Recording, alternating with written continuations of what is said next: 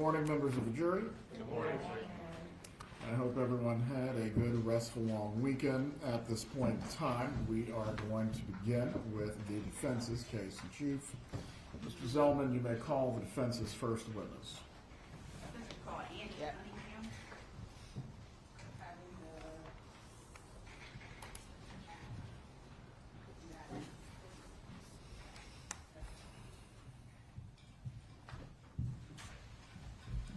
Please raise your right hand. Do you swear or affirm the testimony you're about to give will be the truth? Yes. You may take your seat. Please speak loudly and clearly. You can adjust the microphone as you need.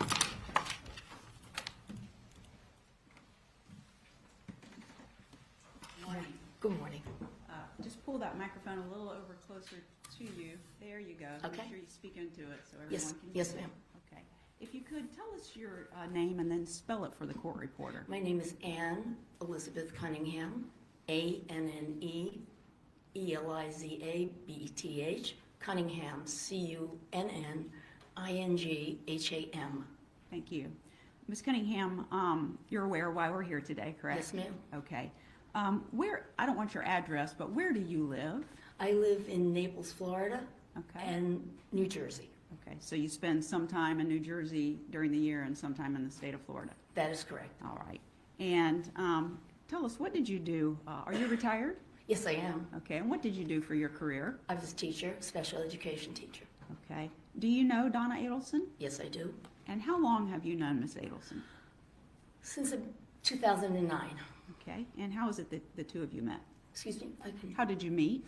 We met when my life partner and I drove to Florida and arrived on Christmas Eve, and the only place that was open was a Chinese restaurant, and he bit into a spare rib and cracked his tooth. Okay. So he actually went to high school with Harvey, and Okay. Harvey was a practicing dentist at the time. Okay. And what is his name? Ronald Guterson. Okay. And so he cracked his tooth, and what happened? And he called a mutual friend from high school also and said, who do we know in South Florida who can help me? And our friend mentioned Harvey's name, and we called him, and he came in the next day to treat Ronnie. Okay. And when you said they went to high school together, that wasn't in Florida, right? No, it was in Manhattan, New York. Okay. All right. Very good. So he was able to take care of Ronald? Yes, he made a special trip, it was Christmas Day, to come in and care for him. Okay. And then how did that lead to you meeting Mrs. Adelson? When Ron returned, he said that he had re-met a former high school classmate of his, and that he was a very lovely man, and that he thought it would be very nice if maybe we had dinner together with his wife. And did you do that? We did. Okay. And from there, did you develop a strong friendship? We did. We all got along very well and developed a friendship. Okay. And when you spent your time in Florida, was that Naples at that point? No, it was in southeast Florida, Okay. Aventura. All right. And was that closer to where the Adelsons were living at that time? Yes, it was. Okay. So did you spend quite a bit of time together? We did. Okay. Socializing? We did. Did you travel together at all? Quite often. Okay. So you had a lot of contact over the years? Very much so. Okay. Did you have the opportunity to speak to her on the telephone when you were away in New Jersey? Absolutely. Okay. Would you say you had regular contact throughout? Regular contact. Okay. I'm going to tell you, this nice young lady over here, she's typing every word that we're saying, and I have a bad habit of talking over people, and she will shoot me if I do that. So I'm going to And try. I have a bad habit of speaking quickly. So you and I are going to need to make sure we wait until the other person finishes before we start to speak, okay? So you had regular phone contact with Mrs. Adelson while you were in New Jersey each year? Yes. And then spending time together while you were in Florida? Yes. And you said it started out in Aventura, Florida, and that was close to where she lived. At some point, you got your home then in Naples, is that right? That is correct. Okay, but still continued to spend time with the Adelsons? Yes. Okay.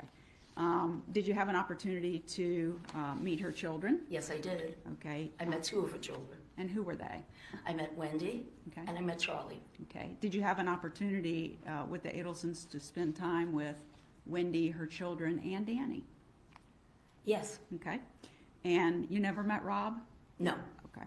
All right. How would you best describe Donna Adelson and what you've come to know of her over these many years? Attraction, relevance, and 404, Your Honor.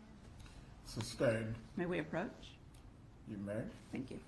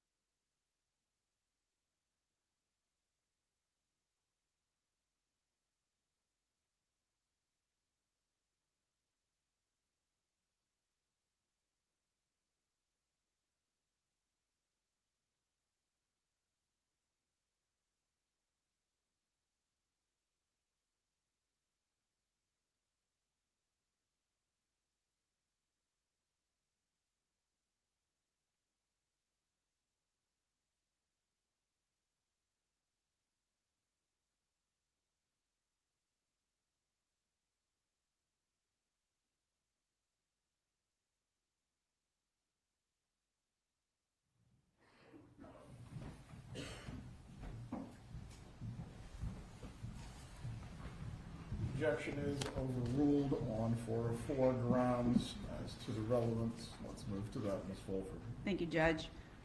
With respect to Mrs. Adelson and your observations of her over these, I guess, 15 years, have you found her to be a hateful person? Never. Is she aggressive towards others? Never. Have you ever heard her threaten anyone? Never. Have you ever seen her harm anyone? Never. Have you ever heard her threaten to have somebody harmed? No. Did she ever make statements to you? Well, let me ask you this first. You were friends with her, obviously, when Wendy was going through her divorce.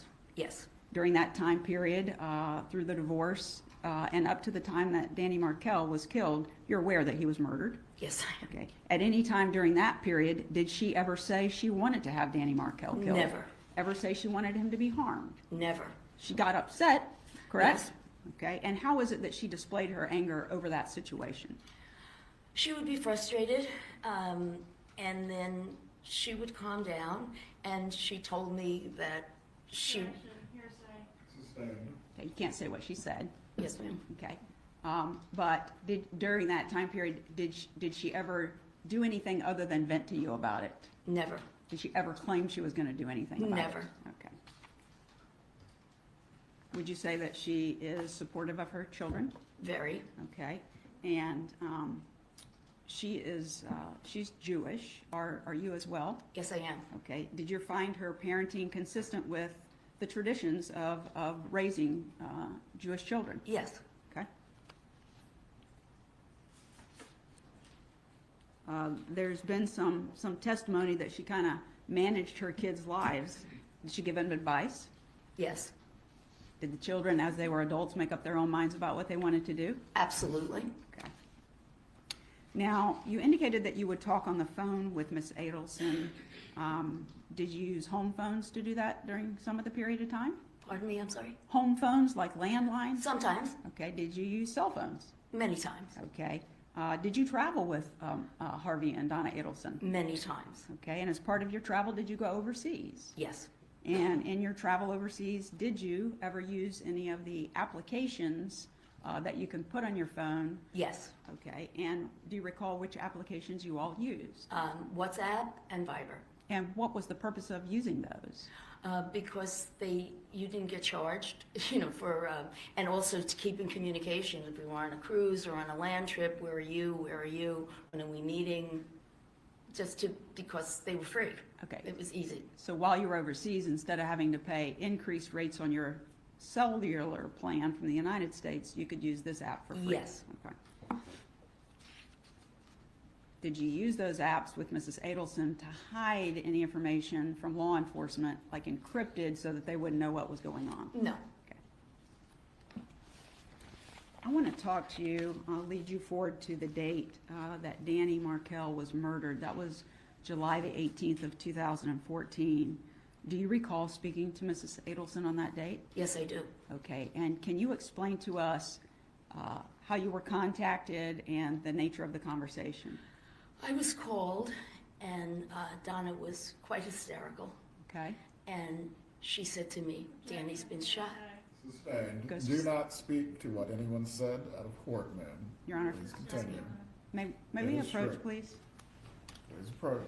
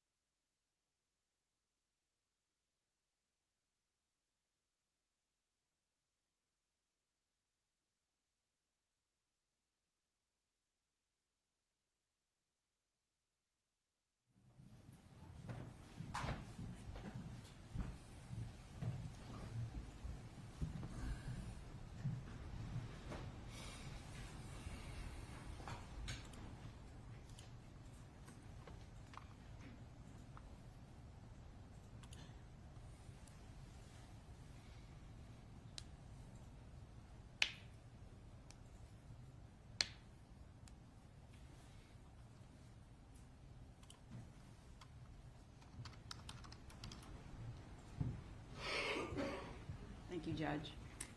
Before we talk about what she might have said to you, at the time that you spoke to Mrs. Adelson, was it the day that Danny was murdered? When he was shot, yes. Okay. And, yeah, I use murdered because obviously he didn't pass away until the next day, but Yes. he was shot and barely surviving on the 18th. So that's when I refer to that. That's why I say that Yes. date. Okay. So when you spoke to her, did she call you or did you call her? Do you recall? She called me. Okay. And when she called you, did she appear to be upset? Very. Was she crying? Yes. Was her tone of voice, based on your knowledge of her for the 15 years, did she seem to be upset? Very. Okay. Did she seem to be at a point in time where she had just learned what had occurred? Yes. Did she indicate to you whether she had just learned that this had happened? Yes. Okay. She did. I'm sorry? Yes, she did. Okay. And during the course of your discussion with her about what had transpired, did she continue with this state of mind that she was upset? Yes. Okay. And while she was upset, what did she indicate to you? She told me that Danny had been shot and that they were going to Tallahassee and that she was very concerned and worried about Wendy and the boys, whether they were in danger. Okay. Because she did not know who had shot him. Okay. And did she indicate whether she was concerned about Danny and him being in the hospital? Absolutely. Okay. Did she indicate whether she had plans to go to see him at the hospital? I don't recall. Okay. During the time that you had this conversation with her, was this the only time that you spoke to her that evening? I believe so. Maybe one more time. Okay. And is it your understanding from later discussions with her that she and her husband Harvey actually did come to Tallahassee? Yes. Okay. Did you have an opportunity to speak with her later on while she was in Tallahassee? Yes. Okay. And did she provide any information to you about a memorial service that took place? Yes. Okay. And did she tell you what had transpired at the memorial service? She told me it was incredibly sad and painful and wrenching. Okay. And at the time that she was telling you this, did she still was she still very upset about what had happened? Yes. Okay.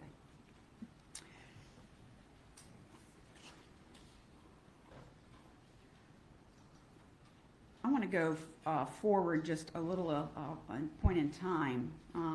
Did you continue to stay in contact with Mrs. Adelson and her husband from the time that Danny was murdered moving forward? Yes. Okay. And you were aware at some point that her son, Charlie Adelson, who you said you had met, was arrested? Yes, I was. In the case. Okay. And did you keep up with the case against Charlie in social media or news or anything? No. Okay. I really don't do social media. Okay. And of course it was on the news. Okay. Did you watch it on the news? As little as possible. Okay. There came a time that Charlie Adelson was on trial for the charges against him. Were you aware of that? Yes. Okay. At that time period, in speaking to Mr. and Mrs. Adelson, was it brought to your attention that Staying. at some point did you allow Mr. and Mrs. Adelson to stay in your home in Naples Yes, I did. for the purpose of watching the trial? Yes. Okay. And are you aware that they actually did stay there for a good portion of the trial? Yes. All right.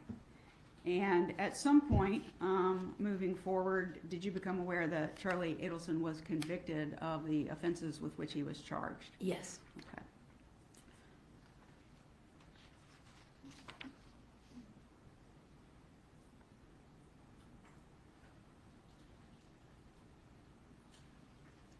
Were you aware you knew their grandchildren, both of their grandchildren from Danny, correct? Yes. Okay. Were you aware that there was a bar mitzvah planned for the younger one in January of 2023? No, 2024. Yes. Okay. And did you actually attend that? Yes. Okay.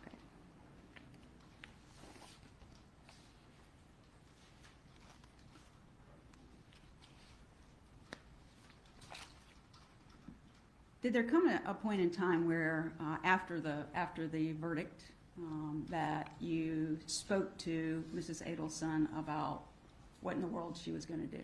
Yes. Okay. And did she discuss with you that she had planned? answer would call for hearsay. Do you have an exception to offer concerning those? It's going to go to her state of mind, Judge. You need to lay the foundation as to why this specifically would go to state of mind, Ms. Fulford. Thank you. So could you explain to us the behavior, how Mrs. Adelson was acting at the time? Don't tell us what she said yet, but how was she portraying herself at that time? Was she upset? Yes, Okay. How did she express that to you, that she was upset? Not in words, just your observations, hearing her on the phone, etc. she cried a lot. Okay? She was very concerned about Harvey, Okay? very concerned about Charlie, Okay? and just incredibly sad. Okay. And during the time that she was sad and worried about Harvey and Charlie, now that he's going to prison for life, you knew Yes, that? Okay. yes. All right. So during that, when she's having these emotions, did she tell you that she was planning on Please approach.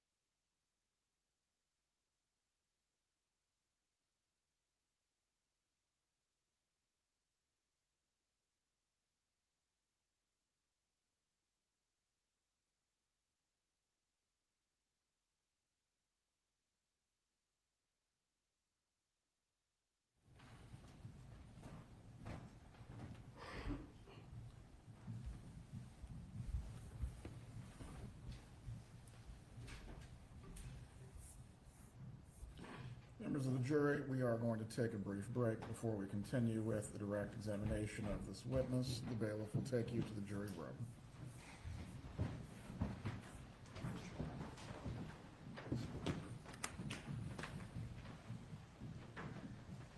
Cunningham, you may step down. Please step outside the doors. Don't discuss your testimony with any other person. Yes, ma'am.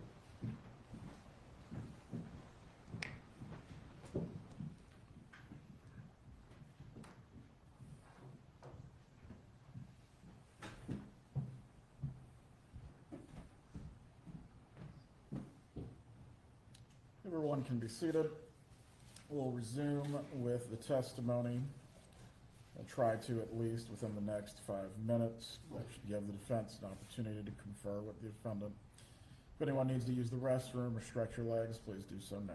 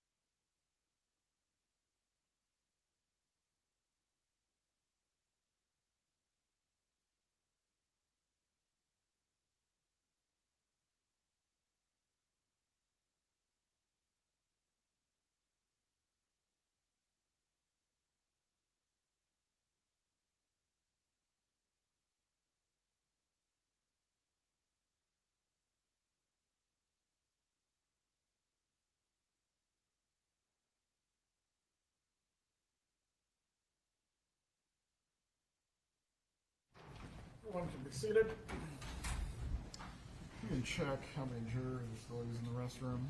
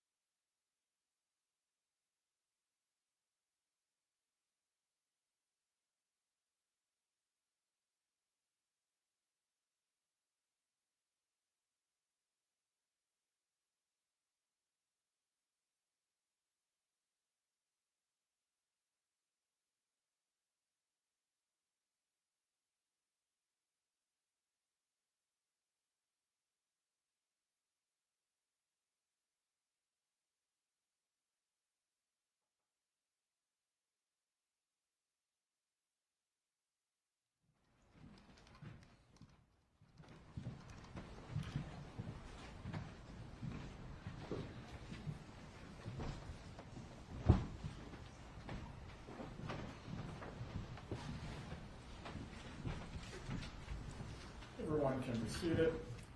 The objection is sustained. You may continue with your examination of this witness as to any other matters.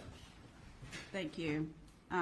Mrs. Cunningham, we were talking about the fact that you were speaking to Mrs. Adelson after the verdict came out about her son being convicted, correct? Yes, Was she upset about that?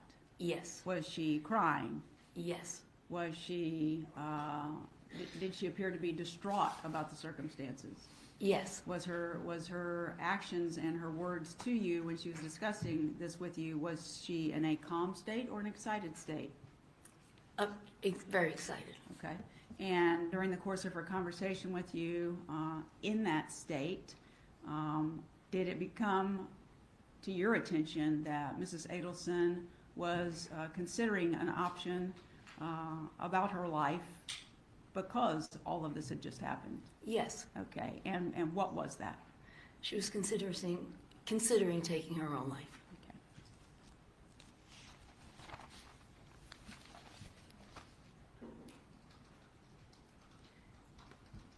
And if you know, and if you don't, just say you don't, but if you know from those same conversations with her in that state of mind that she had, did she ever discuss with you a potential plan to just get away to clear her head? Yes, Okay.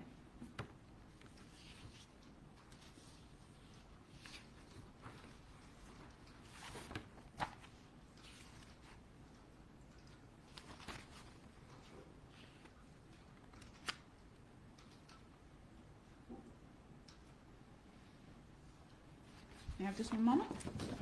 Thank you.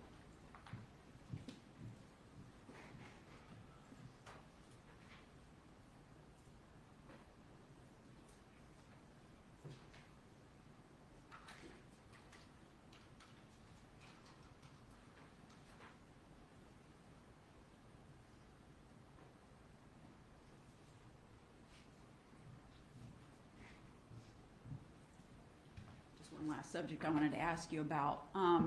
As a Jewish mother and grandmother, are the traditions of bar mitzvahs and bat mitzvahs, are those important to you all? very important. Okay, based on your relationship with Mrs. Adelson, was the bar mitzvah that was upcoming for her younger grandson from Mr. Markel, was that something that she was participating in? Yes, Was she excited about attending? very. Okay. I don't have anything further. Cross-examination.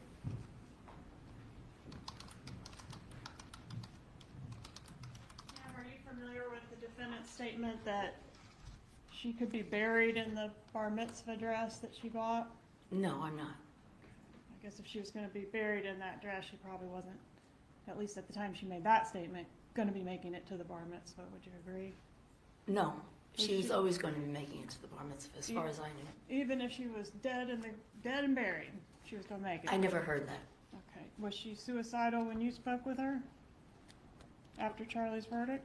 Yes, Okay. You were best friends with her? yes, Okay. And she would call and vent to you about Danny Markel? sometimes. All right. And did she ever call him names? Not to my knowledge, not to me. Did she share with you that she was planning to offer a bribe to Mr. Markel to facilitate relocation? I don't recall. Did she talk to you about plans to threaten or to convert the children to Christianity in order to strong-arm Mr. Markel? She mentioned that she had said that, and she said that was so foolish of me. When did she say that? I don't know whether we were together or on a phone call, I'm not sure. Did she ever tell you that she was being extorted in reference to Mr. Markel's murder? Eventually, yes. Okay, and when you say eventually, when did she tell you that? We were on a trip to Japan together. Okay, when was the trip to Japan? We took so many trips, I'm not exactly sure the year. Was it between the murder and the first arrests? I don't recall.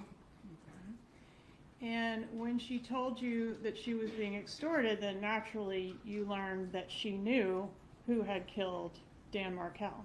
No, Obviously, it's the people that are extorting her, right? she didn't know what, are you talking about Yeah, I guess. I don't know. She was forced to make payments to the people that killed Yes, Dan Markel. yes. That's what the checks were all about, right? I don't know about the checks. Well, when she told you she was being extorted, if it wasn't about the checks, how was she being extorted? I'm confusing that with the bump, I believe. That Charlie was being extorted by Catherine. Prior to the bump, you knew that Charlie was being extorted by Catherine. No, I believe it was afterwards. After the bump, you learned that Charlie was being extorted by Catherine. I'm not sure of the timeline. Okay. And when you learned that Charlie was being extorted by Catherine, you learned that your friend, your best friend, Donna Adelson, was also being forced to write these checks as payment to the killers that were extorting. I don't recall.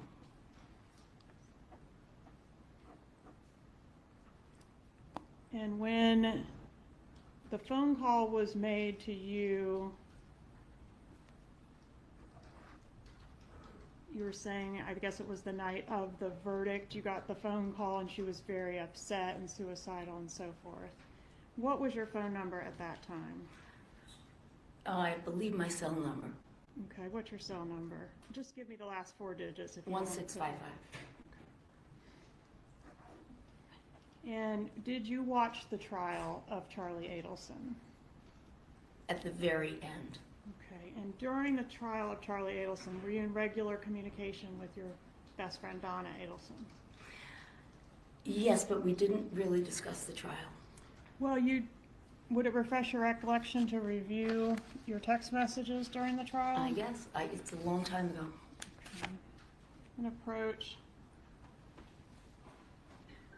Show you those. I'm going to just draw your attention to, I've circled a few here, but you're Sure. free to look at as many as you need to for context.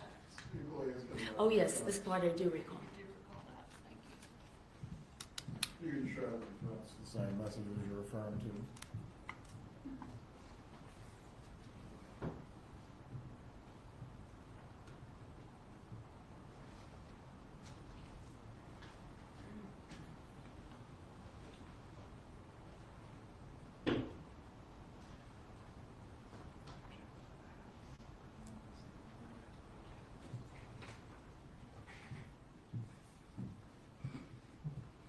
So you did keep some tabs on your friend during the trial of her son? Yes. Okay, and she was watching the trial of her son, as we learned, at your residence, right? Yes. Okay. And when Charlie Adelson was convicted, you disagreed with the verdict, right? Yes. You think the jury got it wrong, didn't you? Yes. And that was out of loyalty to your friend, right? No, I thought they got it wrong. They got it wrong. Okay, and you in fact said to Mrs. Adelson, I know you are all innocent, all caps, all, right? Yes. Meaning Charlie's innocent, Yes. Wendy's innocent. Definitely. No Adelson had anything to do with the murder of Dan Markel. Isn't that what you think? Yes. Okay. And when she went to Vietnam, or was trying to go to Vietnam to clear her head, she was going to clear her head in a non-extradition country. Can you agree with that? I wasn't aware it was non-extradition. Okay. She was going to clear her head with a one-way ticket to go do the head clearing. She had no idea how long they were staying or where they would go. Are you familiar with her statement that she's hoping to make it out of the airport on time?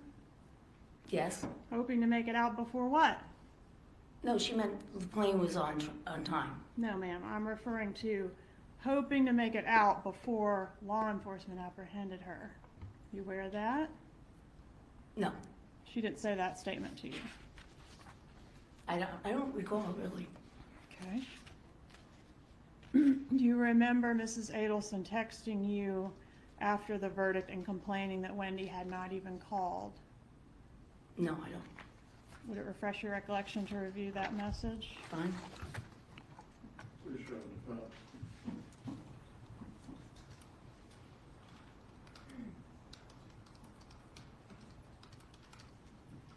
That's the bottom message on this page I'm handing you. Which one? Bottom one.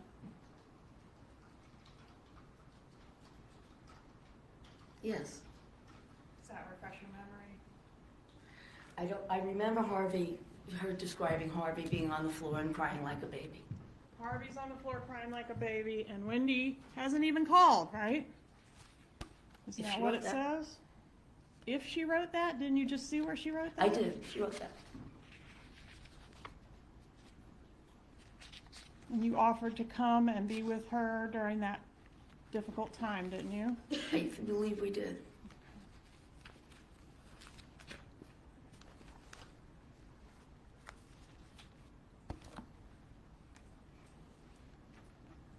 One moment, please, Your Honor.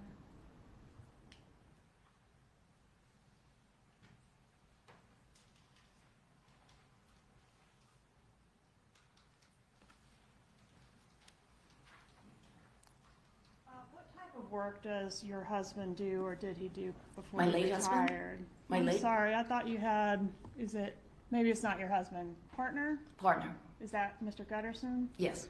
What type of work does he do, or what's his background? He owned a computer consulting business. Okay. Does he also do anything with real estate? He did it with his ex-wife. They flipped apartments a lot. They moved a lot. Okay.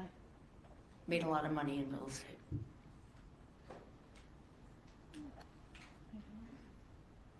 No further questions. Redirect examination.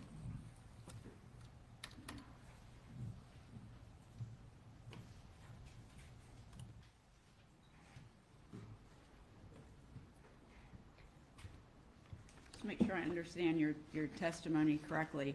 Donna didn't tell you at the time she was writing checks that she was writing checks, correct? No, And when you spoke about extortion, you were talking about Charlie being extorted? yes, Donna, did she ever say she was actually being extorted or No. how? Okay. no, Okay. Now, you were asked questions by the state, which implied that Ms. Adelson was going to a non-extradition country. She wasn't returning, right? that's what I was told. Just now, while you were Yes, testifying? yes. You didn't hear that before? No, Did Donna ever tell you she wasn't coming back? never, In fact, she told you she was coming back, didn't she? definitely. And she was coming back without a doubt to go to what? Lincoln's bar mitzvah. Okay. I don't have anything further. You may step down. Will this witness be recalled by the defense or the state potentially in rebuttal?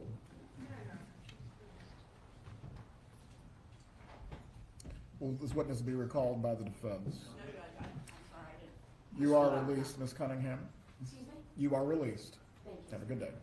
Please call your next witness. Your Honor, defense, the next witness would be Ronald Guterson.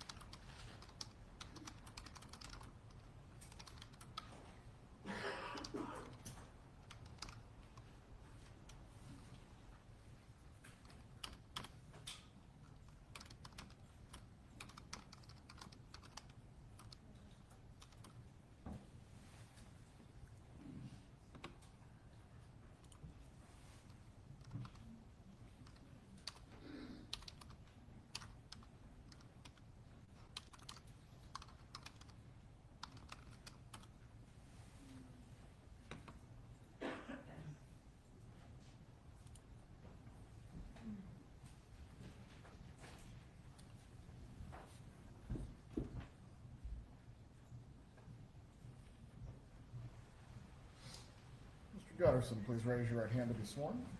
Do you swear or affirm the testimony you will offer will be the truth? I do. You may take your seat. Please speak loudly and clearly so the jurors can hear you. Good morning, sir. Can you please introduce yourself to the jury and spell your last name for the court reporter? My name is Ron Guterson, Gutterson. And how do you know my client, Donna Adelson? I know her through her husband, Harvey Adelson, whom I went to high school with. High school where? New York City, And where was that? Stuyvesant High School. Okay. Did you keep in touch with him over the years? Initially, I would see Harvey yes. Initially, yes. At some point, did you grow apart? You lived in... Au contraire. After graduation, I saw Harvey next 25 years later at our high school reunion. And then we had one every 5 years thereafter, which I saw him. And then in, around 2008 or 9, something like that, I was in Florida for Christmas, and this is funny. I was in Florida for Christmas. We get to Florida, Miami, Christmas Eve, everything is closed, we're hungry. What do you eat? Chinese food. So we order Chinese food, I bite into the spare rib, I crack my front tooth. I call a friend of mine who's a dentist in New York, who also went to high school with us. And I said to him, who do we know in Florida? I need a dentist. He gave me a choice of names, one of which was Harvey. The other fellows were academics teaching at the university. Harvey I knew from high school. I called him on Christmas. He saw me the next day, and we reconnected, and we became friendly, and then he and Donna and Annie and I would travel together, and we really bonded. The chemistry was there. Can you describe their relationship, Donna and Harvey? Once again, Can you describe their relationship, Donna a and very Harvey? loving couple, very together, very warm. Were you aware that their son Charlie was arrested in this investigation? Yes. During Charlie's trial, can you describe Donna and Harvey's state of mind, how they were feeling about things? To put it mildly, extremely upset, off the wall, like most caring parents would be. Did there come a time, now your life partner is Annie Cunningham? Cunningham? Okay, and when you first reconnected in 2008 or 2009, did you all have a place in Miami or in South Florida? Yes. Annie had a place in Aventura. Okay. And at some point later, did you purchase a house on the west coast of Florida? In 2015, And where was that? Naples, Florida. At some point during the trial, did you and Annie offer to allow Donna and Harvey to stay at your place in Naples? Yes. Why was that? We were not using the place. We're snowbirds. They, during the trial, were, for lack of a better word, pestered by bloggers and reporters, and they just wanted to avoid that. We live in a gated community. We offered them the use of our home, especially since we weren't there, and they availed themselves of this opportunity. After the verdict was rendered in Charlie's case, did you speak with Harvey and Donna? Several days later, and Annie spoke to Donna, and obviously they were distraught, and Harvey was off the wall. What do you mean when you say off the wall? He was devastated. His son was convicted.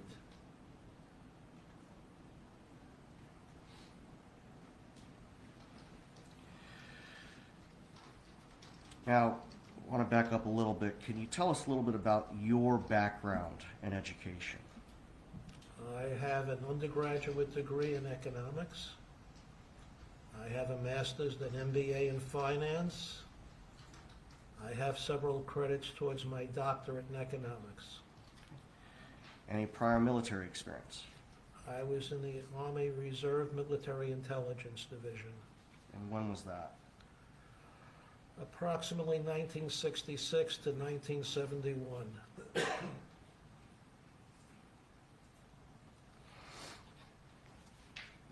After the conviction, did you become aware that Harvey and Donna were trying to travel to clear their heads? Yes. Did you know whether or not that was a permanent move or was it temporary? It was, to the best of my knowledge, a temporary move. It was approximately November and they were coming back in January or February for their youngest grandchild's bar mitzvah.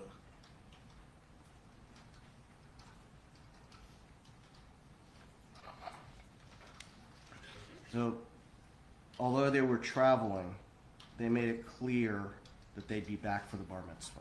Yes, Donna had told Annie that she purchased a dress. Can't say what somebody else said, just you were, Yes, I was aware they were going to return. under any set of circumstances, would they not have returned? I don't know.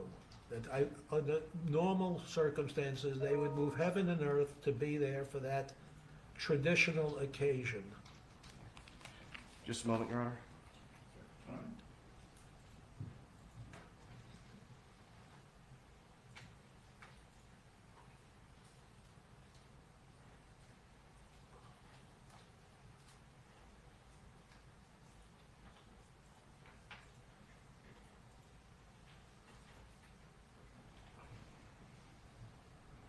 Mr. Guterson, while Donna and Harvey were traveling, were you asked to assist with the rental property business?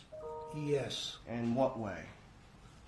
The handyman, Jared, was given my phone number. I was given his phone number.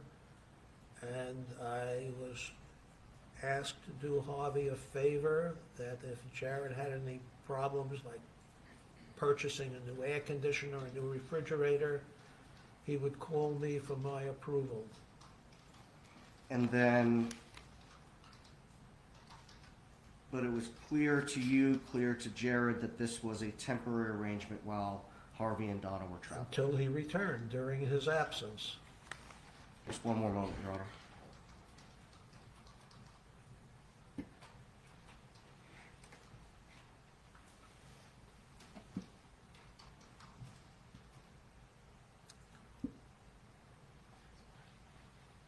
Nothing further, Your Honor? Cross-exam. You said that under normal circumstances, they were gonna make every effort to return to attend that bar mitzvah, right? Yes. Obviously, normal circumstances would not include a warrant being issued for their arrest for first-degree murder. That would be an abnormal I circumstance. am not aware of that. But you would agree that would be an abnormal circumstance that might Yes. prevent them from And by the coming same back. token, at the time, there was no warrant out for her arrest when they left. Right, right, but might cause them to not come back, wouldn't it? Once again, It might cause them to not it come might, back. you'd have to think twice. Sure. And when the verdict came down on Charlie Adelson's case, do you recall Mrs. Adelson reaching out to the two of you saying maybe she might want you to come to where she was? Do you remember that? To Vietnam? No, sir, she wasn't in Vietnam. I don't know exactly where she was, but she said. You mean in Florida, in the state of Florida? Yes, sir. Can't say exactly why, but we may need you guys to come here. Remember that? Yeah, for moral support. Okay. And where were you located at the time that those text messages were sent? Were you in New To the York? best of my knowledge, in New Jersey. In New Jersey. Okay. And she says that Wendy's not responding to them, so she has some issues she may need your help with. Do you remember that? To the best of my knowledge, yes. And those were the issues regarding your assistance with managing the rental properties? No, just overall moral support. Okay, well, she says specifically Ron may have some work to do here. What is that reference? Is that the moral support?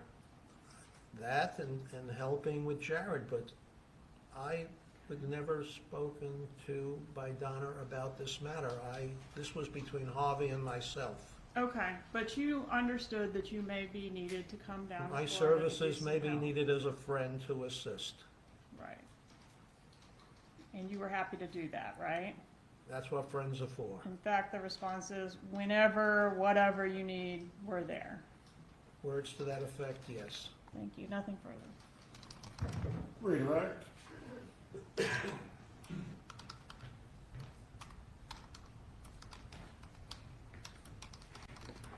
No question, Your Honor. Is Mr. Guterson released from trial? Yes, Your Honor. Is the state planning to recall him for any purpose? Have a good day, Mr. Guterson, you are Thank you, released. Your Honor. Please call your next witness. Your Honor, the next witness is Kelsey Gwine. We might need a few minutes to set up the presentation. It's fine. Members of the jury, the bailiff will take you to the jury room. We will at that time hear from the next witness.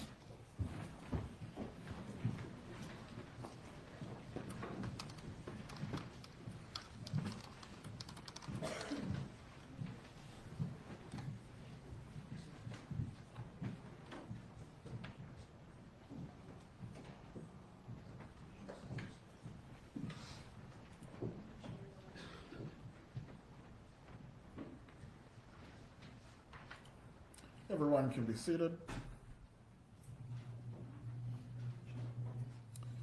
Please bring in the witness so they can get their computer or other matters set up.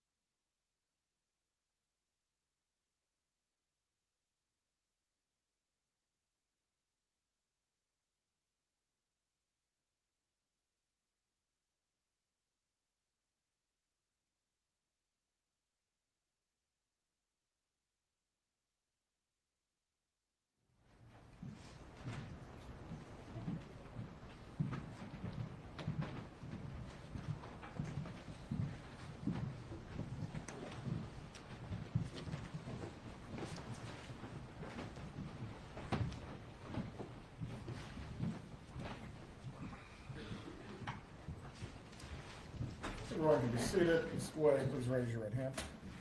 Do you swear or affirm the testimony you're about to give will be the truth? I do. You may take your seat. Please speak loudly and clearly for the jurors. You may examine. Thank you, Your Honor. Good morning. Can you please introduce yourself to the jury? My name is Kelsey Guay, and I'm a senior digital forensic examiner. Okay. And where are you currently employed? I'm currently employed by Roll-Off Digital Forensics, which is a small private company based out of Spokane, Washington. And tell us a little bit about your background and training in the area of digital forensics. Sure. So starting at the beginning, I graduated from Portland State University with my Master's of Criminal Justice in 2016. During that time when I was in grad school, I worked for the Clackamas County Sheriff's Office in their Family Justice Center, which is a domestic violence clinic. After graduating grad school, I became employed with the Portland Police Bureau, which is in Portland, Oregon. I was employed as an investigative crime analyst. So for about 3 years, I supported the entire detective division, and I worked on anything from call detail records, mapping cell site location, developing frequency analysis, looking at pattern of life. I would also help them review search warrant returns, so things like when they get data back from Google, Facebook, Twitter, Instagram, Snapchat, and I would do some open source, just looking at people's profiles online to help an active investigation. After that, I was the ICAC analyst, and ICAC stands for Internet Crimes Against Children. So during that time, I performed phone extractions. I went on scene to search warrants where there was an internet crimes against person suspect. I would do RAM captures and router examinations. I would also review every single cyber tip and any search warrant returns that came back for those cyber tips. After that, I was the digital forensics lab manager. They civilianized the unit. I was a civilian employee my entire time with the police bureau. And so for about the last a little under 2 years, I managed the digital forensics lab, where I would perform extractions, and I led a team of 5 examiners in doing digital forensic extractions and analysis. Can you tell us approximately how many hours of training have you had specific to the review and analysis and interpretation of call detail records and cell site location information?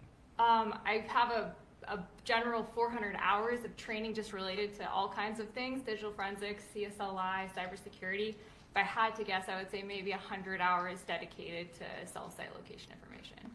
And with respect to call detail records and cell site location information, how many sets over the course of your career of call detail records have you reviewed for casework? Like actual files, I don't have an exact number. I would say, close to 1,000, if not over. Some of the cases I work on can have, 10 and more phone numbers. So each case can get quite expansive pretty fast. So I would say, maybe roughly 1,000 different sets of records. And with respect to mapping of call detail records, can you tell the jury approximately how many times you've had to map cell site location information from call detail records? Sure. I would say maybe about half. When I was working in law enforcement, they don't always get location information for a call detail record. Sometimes they just get records without mappable location information, and they want like a frequency analysis, looking at patterns before event of interest. So I would say probably half of the records I've reviewed. Have you previously offered testimony in court concerning this subject matter? I have. And have you previously been qualified as an expert in digital forensics, specific as to cell site location and call detail records? In Oregon, it's a little bit different, but in at least one, they did provide me as an expert. Most of it was my employment at the police bureau. At this point, Your Honor, I would tender the witness. State wish to voir dire the witness as to her training or experience. Is there any objection to her ability to provide an opinion in the field of digital forensics? No, sir. Members of the jury, while this witness testifies, she will be permitted to provide you with an opinion in the field of digital forensics. You may continue. Thank you, Your Honor. Ms. Guay, in this case, did you review call detail records that were provided or obtained by law enforcement? I did. Okay, and specific Can you tell the jury what records you reviewed? So when I started working on this case, I was given a lot of different data, just so that I could see everything that had been obtained by law enforcement. However, my focus was on Donna's cell phone records, so that's where I kept most of my focus, was on her records. However, I reviewed all of the data, so essentially there's a lot of AT&T records encompassing various time periods, some of them, duplicate of the same time period. There were also Sprint records. I think there was also some Verizon and T-Mobile records, so there's a lot. Okay. Now, we did not provide you with the tower dumps. We provided you specific with the records of the individuals that were obtained by law enforcement, correct? Correct, from like a company like AT&T, T-Mobile, related to a specific phone number. Did you also review any testimony that has been provided in the past by Sergeant Corbett? Yes. Specifically, what sets of testimony did you review?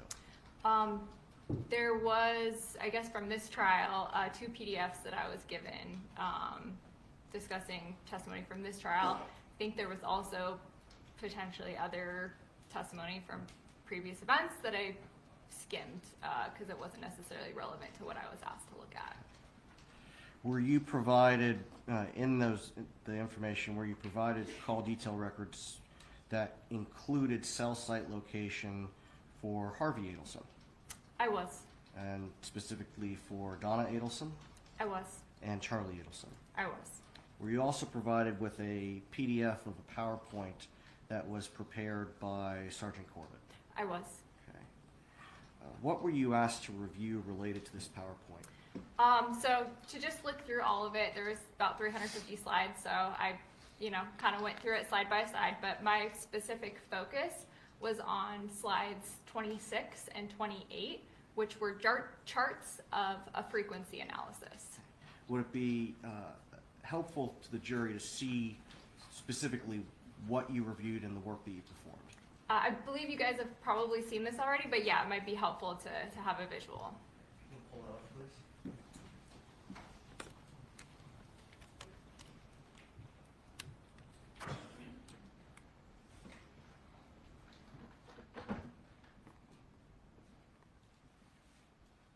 Do you want me to do the present? Yes, please. And if you go back a couple slides, please. To the beginning? I'm sorry? To the beginning? Yes. Okay. So, what are we looking at here? So this is a screenshot of the folder that contained the document that I focused my analysis on, because this document was related to Donna's cell phone number, her records. In this document, after reviewing all of the different ones, I realized that this document contained the most data. It started, I believe the records started January 1 of 2014, and they went through May of 2017. So it contained both time sets that were seen on slides 26. Additionally, this data contained seconds in the timestamp. And so me as an analyst, when I'm looking at CDR documents, I always prefer to get the document that has the most information, and in this case, to have a timestamp that includes seconds. Why is that important? I mean, it's important for, different reasons depending on the case. If you are very interested in building like a chronological timeline, having seconds, right, because we have 60 seconds in 1 minute. So if your call detail records only show you the minute and not the second, things could be coming in showing the same minute, but you don't actually know which happened first without the second timestamp. So Okay. different reasons why it can be important. And in that same note, I think your next slide shows what you obtain or what you see when you open up this file. Correct. Can you show that to the jury, please? I can. So you might have also seen something similar to this earlier in this trial, but this is what that document looks like when you open it up. This is just the first 3 rows because this document, like I said, goes through 2017. There are a lot of rows in this document. So it's just a glimpse of what it looks like when you open it up in a text document, which is the native format. This is not very easy to work with as an analyst. You could take this and you could put it into an analytical program and run some calculations on it. However, when I looked at this in a little bit more detail, and there are slides, I realized this data was kind of messy. And by messy, I mean I wouldn't necessarily just trust putting it into a program and trusting the numbers that came out. So I took this document and put it into Excel.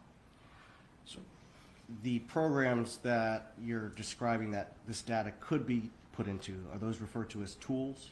Yes. Okay. And so since this was messy, how did you import this into Excel? So when you open up Excel, I don't know how many of you are familiar with Excel. I live in Excel, so I'm very familiar with it. But one of the options when you open Excel is there's a data option and you can import data. There's a little tool that helps you bring in text files into Excel. And this one is a great one to bring in Excel because it might be hard to see, but there are commas between each of these values. So this is what's known as a comma separated, type file. So it translates very nicely into Excel. And can you show the jury how that looks when you put it into Excel, please? I can. So this is that exact same first 3 rows, and this is what it looks like in Excel. How does the software, does Excel know how to separate that those 3 lines into making this correctly? So essentially there's like a little walkthrough tool when you import data into Excel from a text file, and it will show you a preview. Is this what your data should look like? And you can say, yep, it's using a comma, it's displaying correctly. Is there anything that you have to do with the times to adjust them for Eastern time? Yes, so this specific file, it's again probably very small, but in column 2 or B, the header says connect date or con date time UTC. So this is very common for call detail records to come in UTC, and if they explicitly say UTC, you know it's UTC. So for these records, the times of interest were in the summer, so I knew that this would be in Eastern time. So I was able to add a column in Excel. Again, very easy to do this in Excel.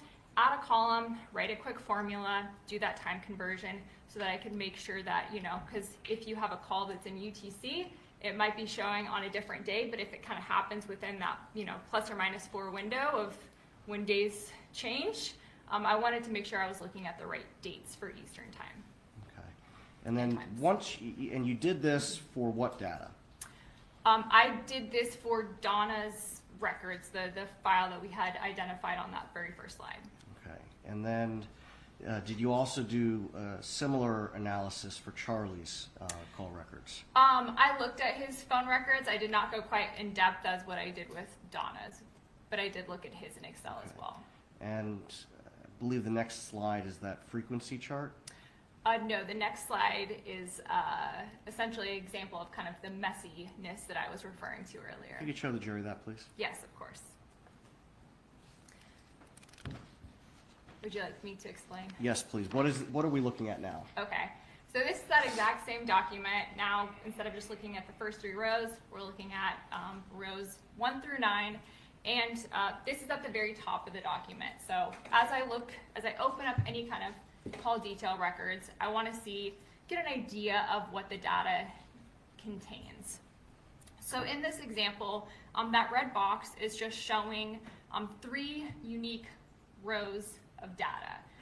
But when I look at these 3 unique rows, I see a couple things that indicate to me that these 3 unique rows might all be referring to the same one call event. And by call event, I mean like an incoming or outgoing call. So if a program takes this, it might see this as potentially 3 different call events. Whereas me as a human, I can realize, oh, there's indicators that tell me that this is one call event. Is there any way you can zoom in on that a little bit? Not in the presentation mode. Okay, if you could back out of the presentation mode and zoom in so that the jury can see what you're talking about, please.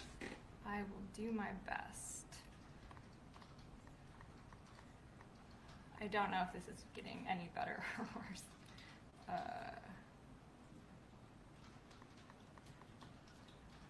Okay, so the top line that we're looking at there on line 6. What does the data from that line of call detail records tell you? So essentially, when I look at row 6, I see the connect date time, which is when the call was initiated, whether it's an incoming or outgoing call.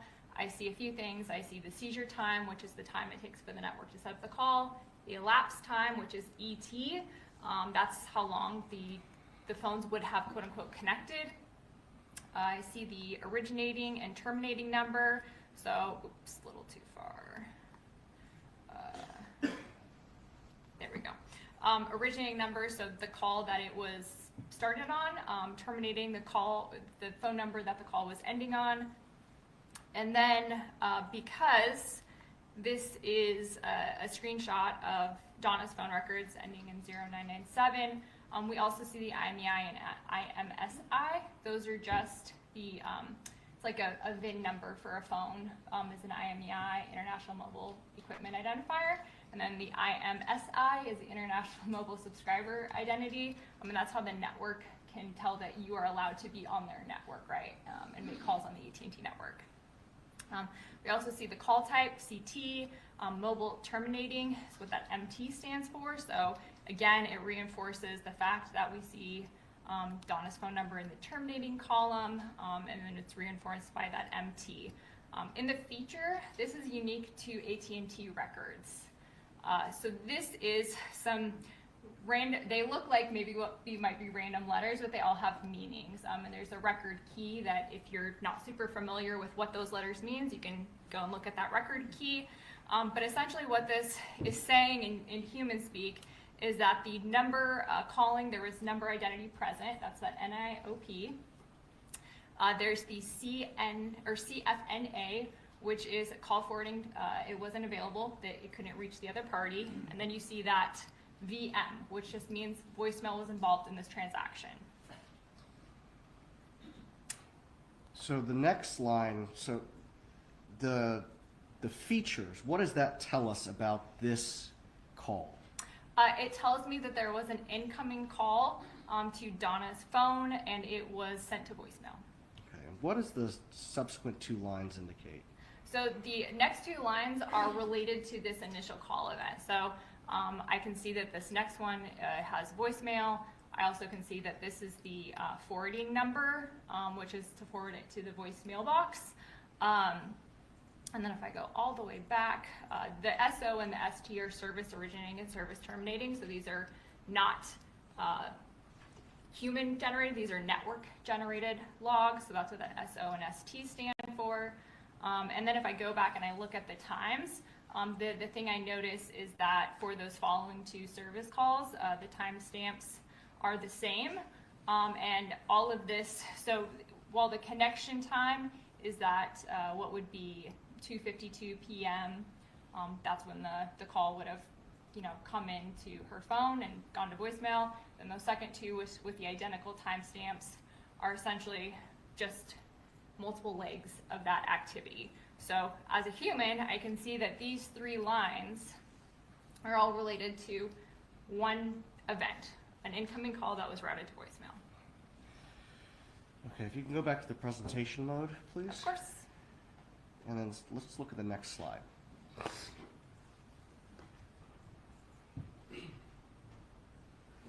What do we see on this slide? So this is slide 26 that I referenced at the beginning of my testimony. So this was one of the things that they had asked me to specifically review.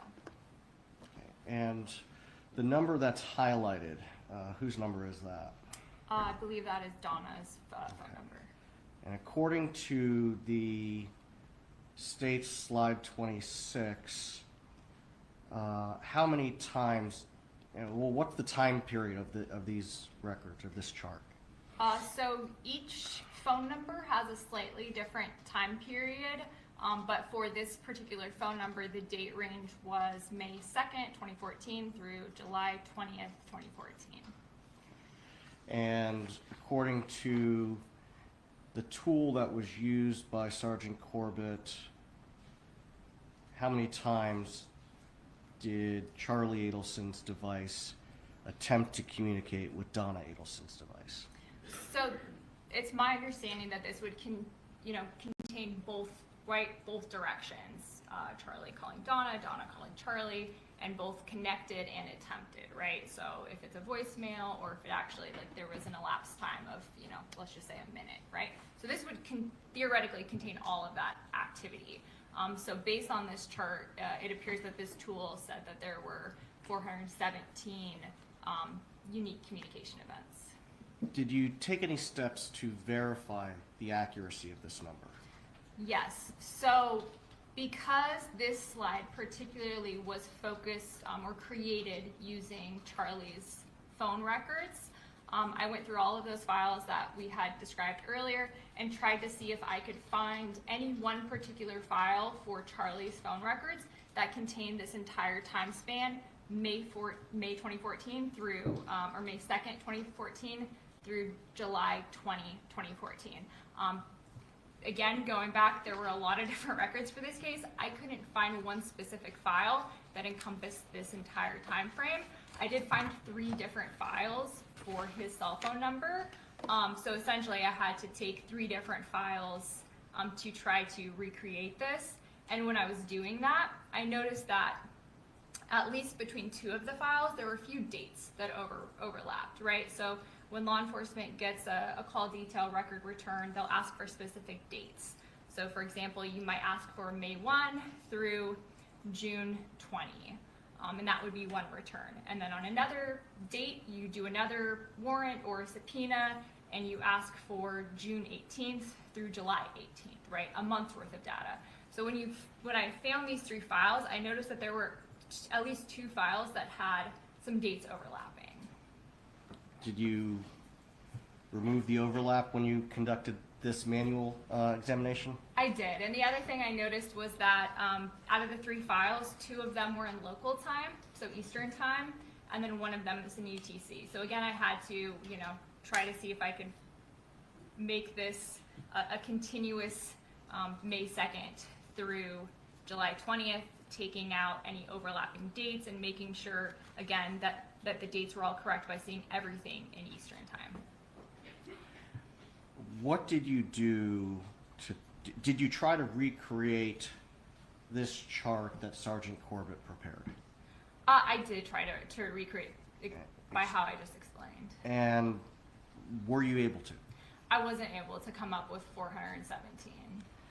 Can you explain to the jury what you did beyond what you've already described and what number you got to? So I did 2 different steps. I did the one that I just explained where I converted everything to Eastern time, ensured that there were no dates overlapping, and so that it was essentially just showing me, May 1 through July 20th.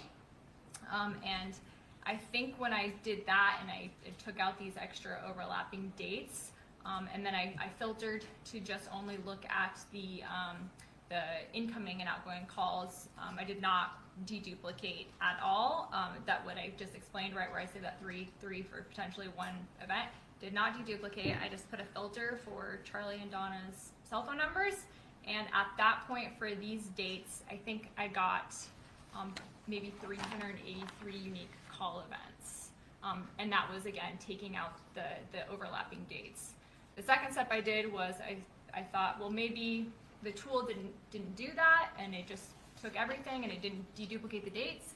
So I tried it again, and I got 393 when I did not take out any extra dates. So, and these were just calls. I was only looking at calls. And these were, did you do anything to determine whether or not these events went to voicemail? I did not. Okay. Did you take this a step further to determine whether or not there were actual communications versus actual or attempted? Sorry, could you? Sorry, it was a poorly worded question. So the 393 that you identified is both connected and attempted. Correct. Is there a way to determine whether or not something is attempted versus connected, aside from the voicemail flags that we talked about a few moments ago? So the voicemail flags are going to be the best indicator of if somebody didn't connect, because AT&T is telling you that the phone call went to voicemail. So as an analyst, that's to me the best indicator. Another indicator that you can use, I think different people have different thoughts on this, but if it's a very short duration, like let's say under 10 seconds, could the phones have connected and there's just actually no communication, or it may be you know, you answer but you don't hear anything, so you hang up. So different analysts will use different amount of elapsed time to determine, like, you know, I think some people will say, I think everything over 30 seconds indicates there was, you know, actual communication. So people have different thoughts on it, but I like to see, you know, if it's 2 seconds to 0 seconds, there probably wasn't any actual communication. Now, when reviewing specific to this, to Charlie's records, did you then go back and dedupe everything to determine the actual and attempted calls? I did not for Charlie's records. Okay. Well, let's talk about Donna's phone records. If we could advance to that, please. So this is slide 28. Okay, and according to this, there were, what was the time period of this chart? So this chart is focused on, would have been created using Donna's call detail records, and the contact at the top that's highlighted is Charlie's cell phone number, and the date range that was used to generate these records was June 23rd, 2014 through July 22nd, 2014. Again, I did the same process like I did with Charlie's. I went to go look through all the data to see if I could find a file that would cover this date range and only this date range, and I was able to find a file that covered this date range. And when you went through the process that you've already explained, manually going through the records, were you able to determine how many unique call events took place during this time between Donna and Charlie? Unique. So for this one, I took the original file that I mentioned and I just looked at the filters between Charlie and Donna's phone number, and I was able to recreate the 80 when I just look at the, you know, the totality of the data. Taking a step back, all the way back to that slide 1, I mentioned that record for Donna contained data from 2014 through 2017. So that particular document covered both of the time frames. It covered this one, which is June 23 through July 22, 2014, and it covered what was in Charlie's records, which was May 2nd through July 20th. So I used that document that I showed you guys at the very beginning to dedupe. So I went through that document. I put the filters for Charlie and Donna's phone numbers, and then I went through each line during those time frames to determine, like, is this a voicemail activity? Is this just AT&T duplication? Is this an actual unique call event? So that was the document that I used, focusing on these two parties' phone numbers. And I went through each line by line, and removed manually any rows that I believed to be referencing the same call event. So when I did that, I got, for this time frame, deduplicated, and this would be attempted and connected, right? So it's including the voicemail. It's just noting that there's only one line for that voicemail, not potentially 3. I got 69 unique call events that would be connected and attempted. So the failure to manually go through these records resulted in an overinflated report in these frequency reports. Yes. Okay. Now, in addition to this data, and I don't think we have any more slides. No, we do not. Okay, so get the lights, please. Would you like me to unplug it? Yes. Okay. In addition to this part of the data, did you also review cell site location information for Donna Adelson's phone, specifically on July 18th of 2014? I did. Okay.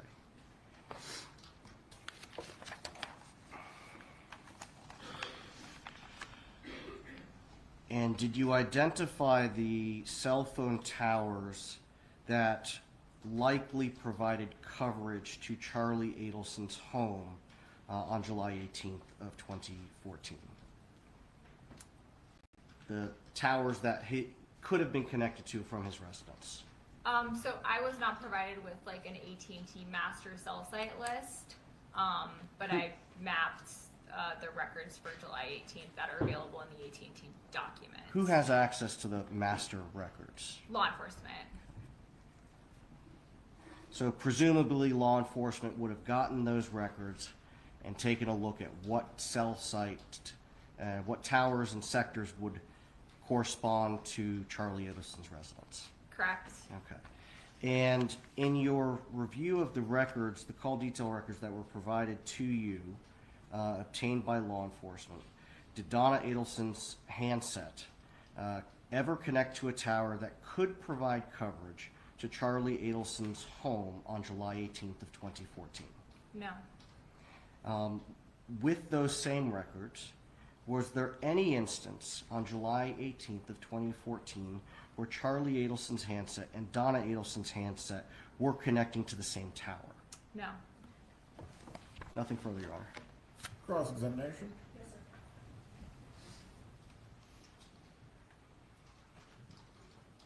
Do you disagree with any of the mapping of the cell site locations from Sergeant Corbett's presentation? No. No. We saw on the section of his report where it shows a travel analysis of Donna Adelson the night of Dan Markel's murder. Do you remember that? The ones where there's like projected travel paths. Correct. I do remember that. Okay. And you don't disagree with the fact that her phone was communicating with the cell site in North Miami at 8:35 p.m. and you don't disagree with that site or sector that he mapped there, right? Correct. And you don't disagree with, on the following slide, that the next time she has location in her cell records is at 10:57, and you don't disagree with that cell site or sector that he mapped, right? So I think the 1053 I'm sorry, was, 10:53, thank you. was actually Harvey's cell phone. Okay. But if they're presumably in the same vehicle,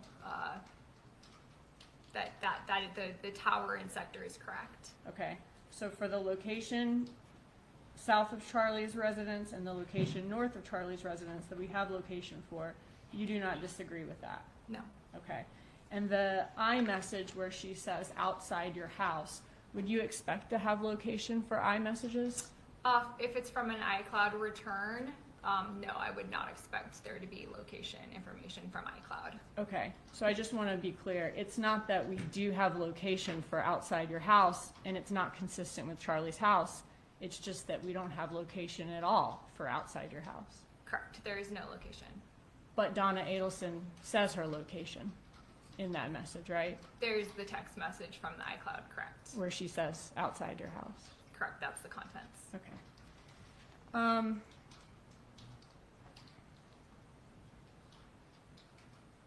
When you looked at Donna Adelson's records, was there a phone call between Donna Adelson and Annie Cunningham on the evening or night of July 18th, 2014? I'm not familiar with that name. You're not familiar with the name Annie Cunningham? No. Okay. What if I gave you her number? Would you be able to look and see? I don't have the call details memorized, so Do you have them with you? the original documents, I do. Laptop, okay. Yeah. Would you be able to look and see? I'm going to object. This is beyond the scope of direct. Please approach.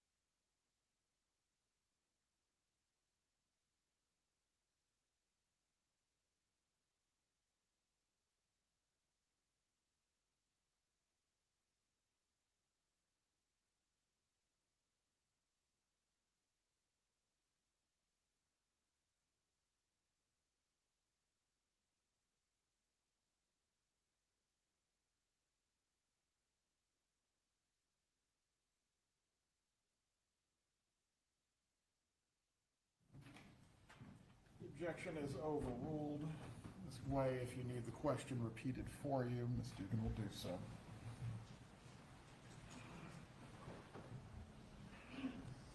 I'm pulling up your call detail records for Donna Adelson. Of course.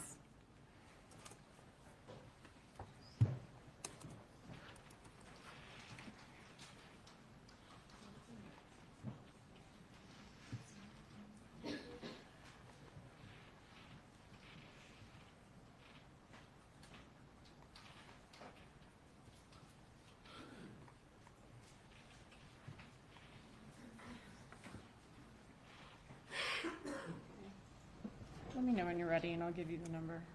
It's a fairly large file, so it'll take a second to load. If it needs time to load, I can ask some other questions and come back to this if you. Your Honor, I would just ask that if we're going to provide the phone number, that we not do it so that it can be published to the media. We can- That's fine. Ms. Dugan, please handle your questioning on this matter discreetly so her phone number is not published to anyone watching. Thank you, Your Honor. I'm just going to filter to that date. You can approach the witness to show her anything that she may need to read concerning this matter. Yes, sir. I'm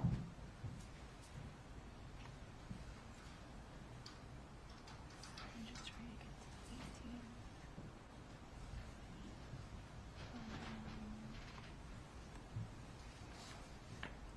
So am I showing you a contact with Annie Cunningham? Correct. Okay, and you don't need to say the number out loud, but is there a number next to it that begins with 845?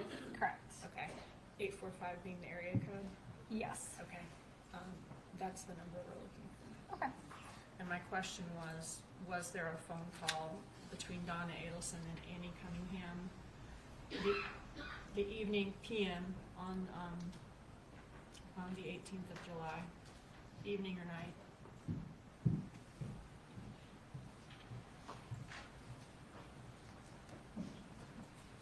And to reiterate, it started with 845, correct? Shagrin. Or you show it to her anything.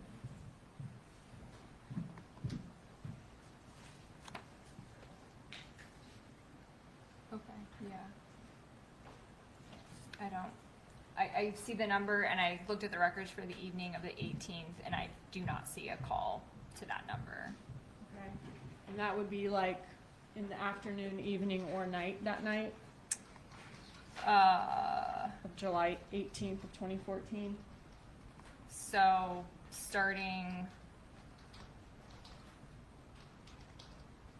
from noon to noon on the 18th through midnight on the 18th, I don't see a call to that phone number. Okay, thank you.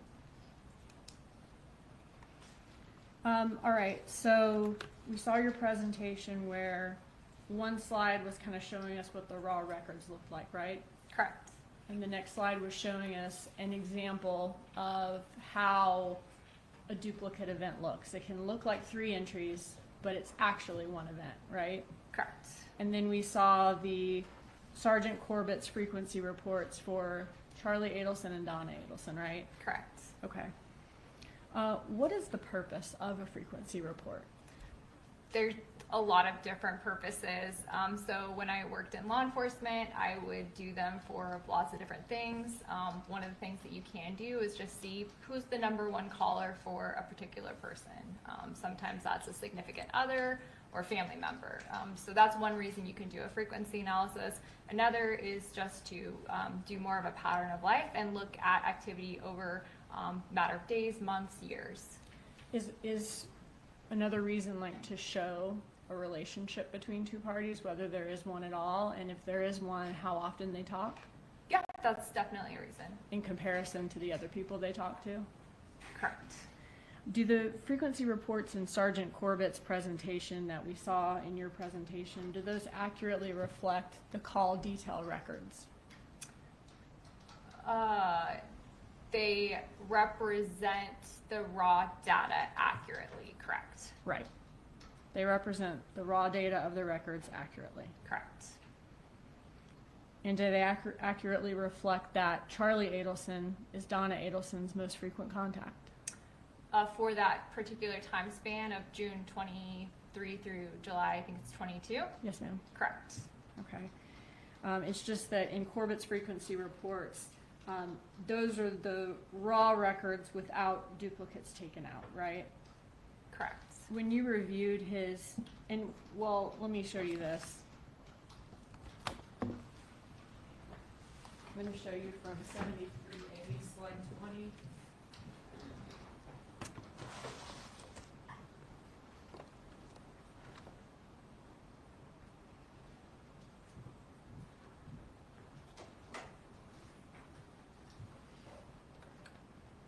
Are you familiar with this slide of the presentation?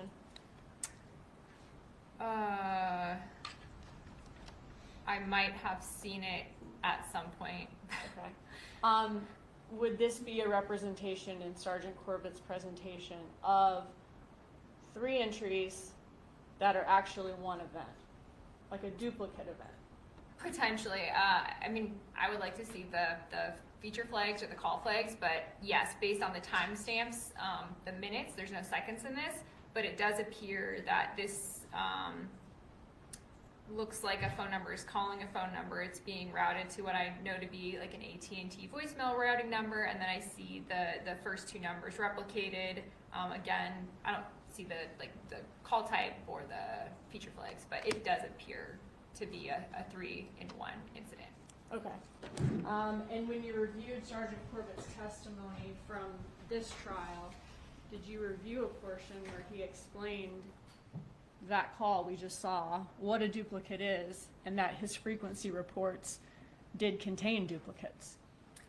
Yes, there was some testimony that I reviewed that he did say that there was like voicemail routing events that could show us more than one line. Okay. When we see throughout that presentation, when we see the call detail records for a particular day, let's just say the day of the murder in this case, July 18th, 2014, those summaries, the duplicates have been taken out, right? Are you talking about like the slides that have just like the different rows? Yes, for significant events in the Correct. case? Okay. Yes. And if you were to go through that frequency report and you only took out the duplicates for Donna's records for Charlie and Donna communicating, right? Correct. If you were to go through that frequency report though and take out all the duplicates across the board, it would reduce the total amount of communications for each contact, right? Correct. Okay, but it wouldn't change the frequency ranking of each contact. I'm not entirely sure about that because, as I mentioned, the first one, when I was trying to recreate Charlie's, there were 3 different documents, and at least 2 of the documents had like dates that overlap.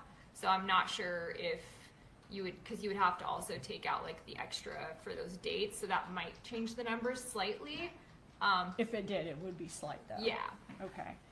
And your testimony was that for Donna Adelson's frequency analysis, just with Charlie Adelson, instead of 80 events, she actually had 69 when you take out the duplicates. Connected and attempted. Connected and attempted, okay. What do you think that shows that's helpful to the defense in this case? I think it just goes to, when I look at records, I like to be precise with my numbers. Okay. And when Sergeant Corbett testified, he did let the jury know that this contains duplicates though, right, for the frequency report? I think he said that it does include voicemail forwarding events. Okay. So what I'm trying to say is he didn't say anything that was unreliable or inaccurate with that. I think that being able to see exactly how many can be important. Because it's 69 and not 80 when duplicates are taken out, does that mean that Charlie Adelson and Donna Adelson don't have a relationship? No.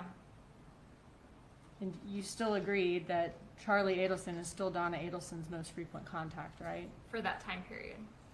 When we looked at Donna Adelson's frequency report, in your presentation and in Corbett's presentation, this one, right? Number 2 on that list is not an actual person, right? I'd have to pull it up I don't have it memorized. Okay. You wanna pull yours up? Sure. Okay.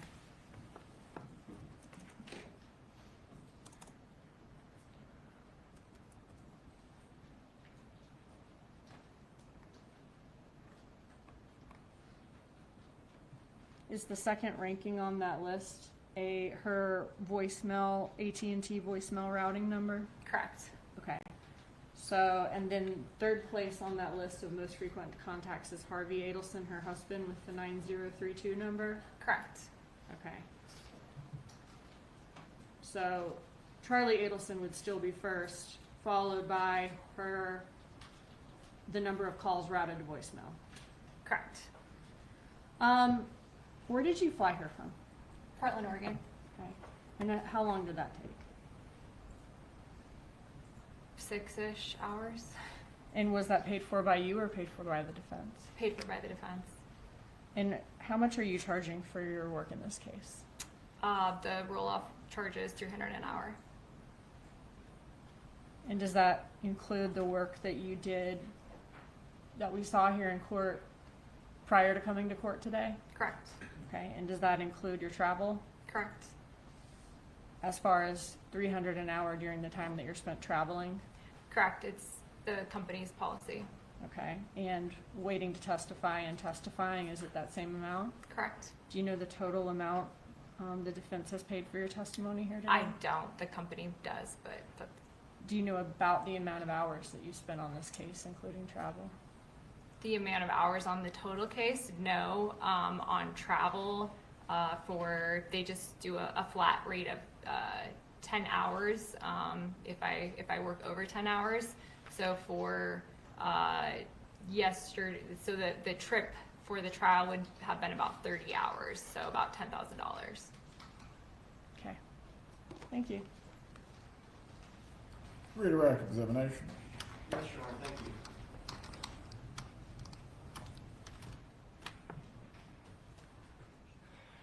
Ms. Bly, did you prepare a written report that you provided to my office concerning the manual review of Charlie Adelson's phones?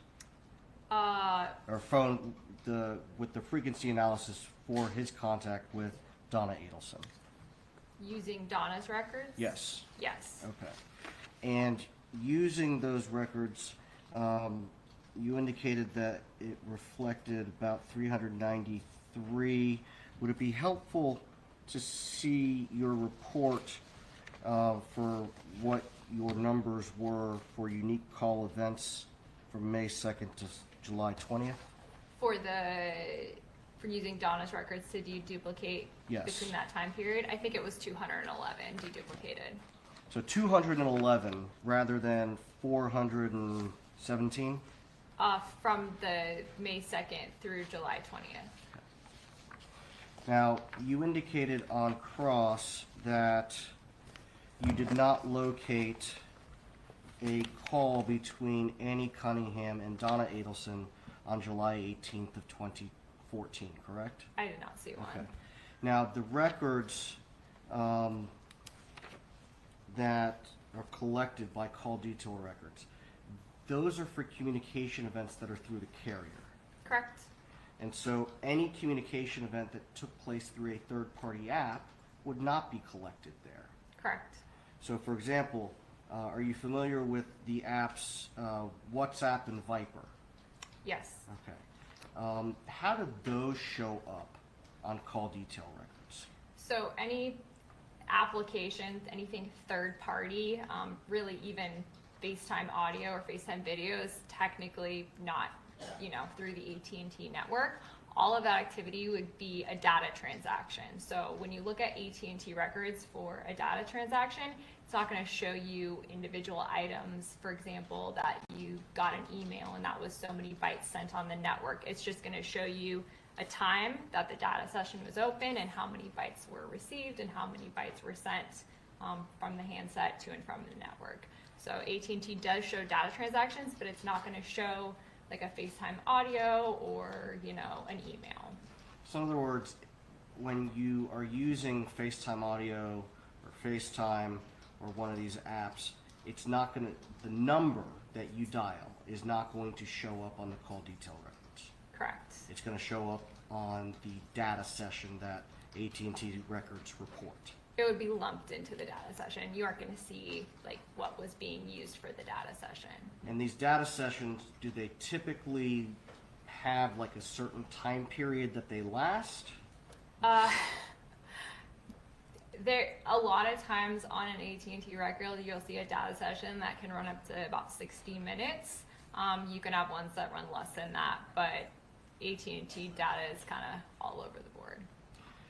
Now, with these data sessions, you know, the way that our phones work, if you have your phone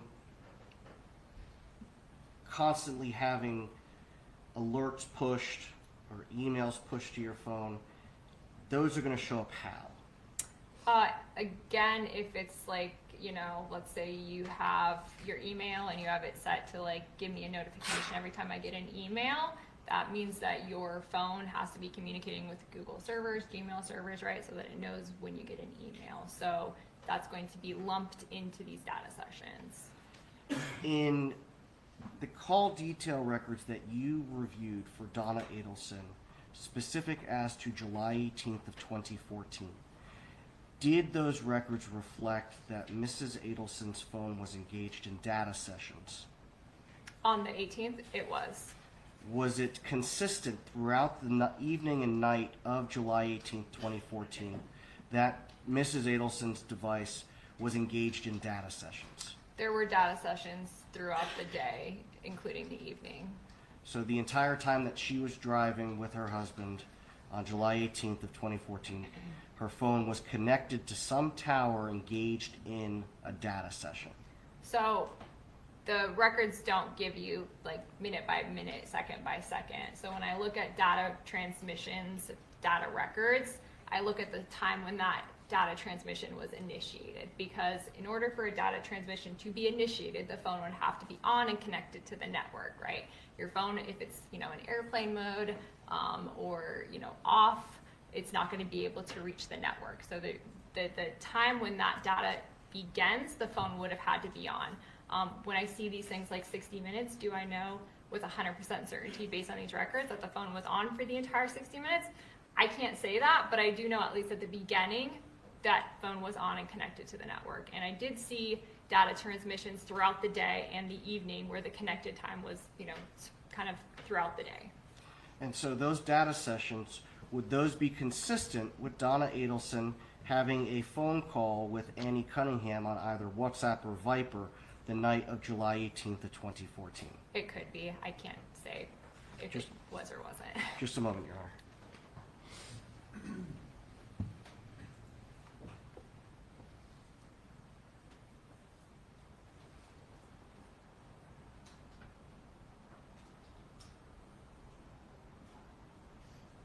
Nothing further from Sly. You may step down. State to ask one more question. What's that? Permit the state to ask one more question. This witness is only here for today under the defense subpoena. Yes, Your Honor. She flies out this evening. Do not permit recross, please approach.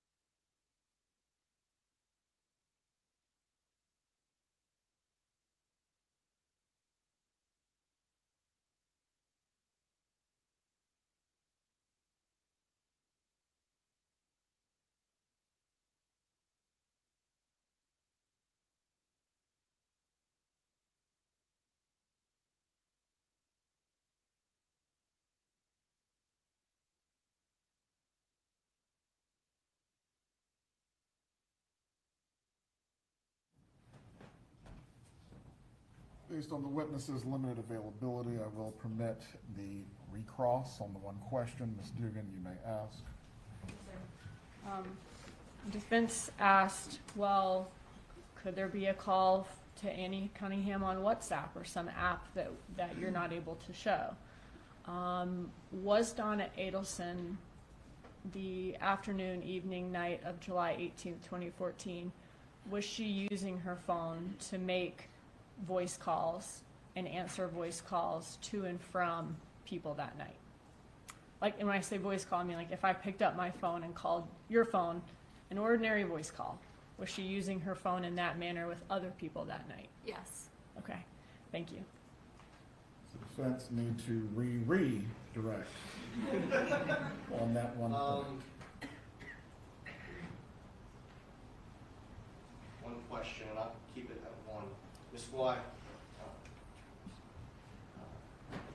Can you pull up the phone records for Ms. Adelson on the night of July 18th of 2014? Give me a second. That wasn't a long question, was No, that was preparatory. All right. Do you see, can you tell us how many calls from 8:30 p.m. until 1 a.m. you see in Mrs. Adelson's records? 3. Nothing further. Why you may step down. Thank you. Is there a brief witness the defense can call before the lunch break? Just a moment, Your Honor. We'll see if Ms. Cunningham is back.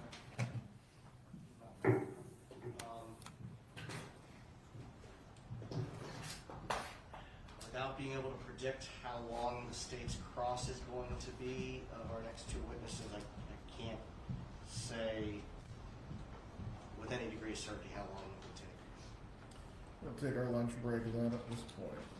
Is Ms. Cunningham available? She's supposed to be returning from the airport, Judge. Okay.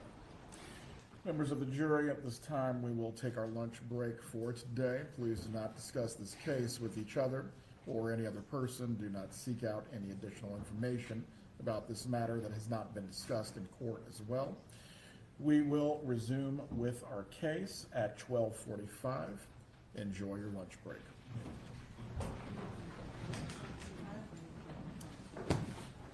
Please report at 12:45.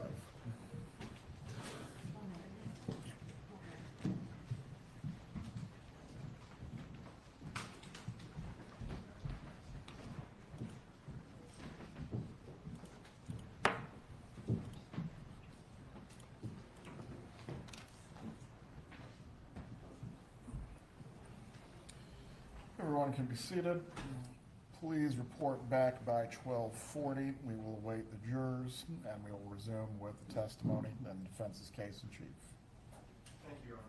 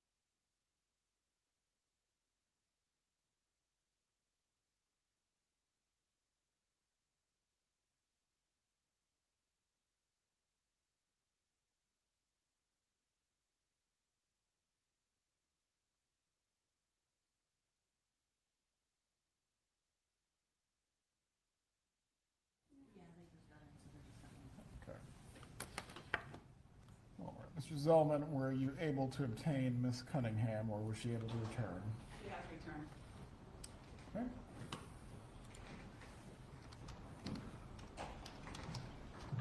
Judge, can we approach on scheduling matters? Yes.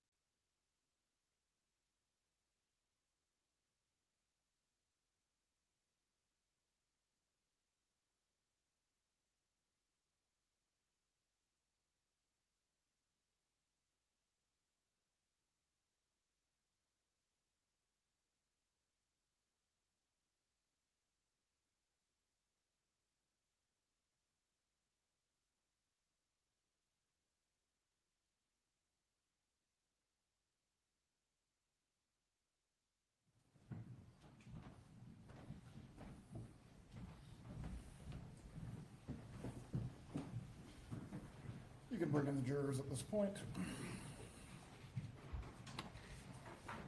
Not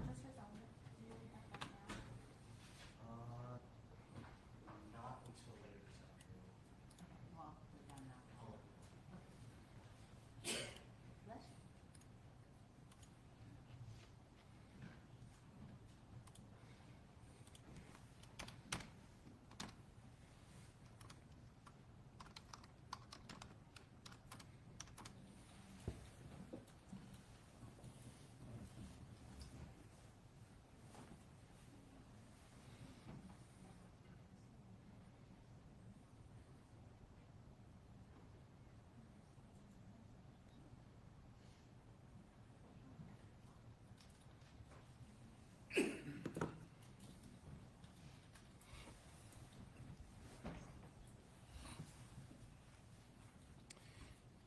For everyone observing in the gallery, please turn your phones off once again.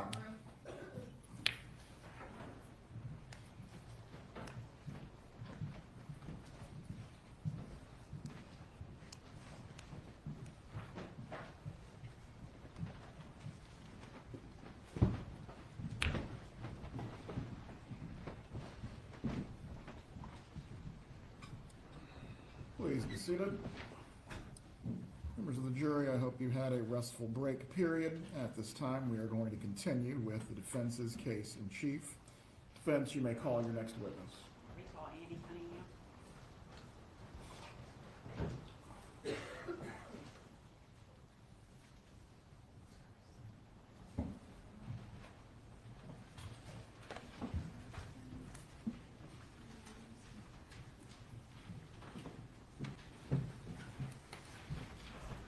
Ms. Cunningham, you remain under oath from being previously sworn. I'm just going to remind you, you are to tell the truth in this matter. You may be seated, and at this point, you'll be examined. You may examine when you're ready. Thank you. If you could pull that microphone down, Ms. Cunningham. Oh, sure. Thank you. I have a question about your use of cell phone service, and we touched briefly on things like WhatsApp, and what was the other one you said you use? Viber. Okay, Viber. When you communicated with Mrs. Adelson, did you routinely use one of those apps? Quite often, yes. Which app did you use mostly? WhatsApp or Viber. Okay, all right. And as opposed to picking up and using the cell phone service, you would use those instead? Yes. Okay, I don't have anything further.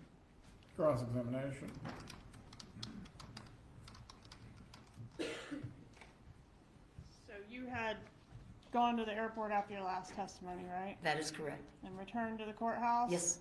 To tell us what, that you used Viber or WhatsApp to make Yes. that phone call? Yes. So it wasn't a regular phone call?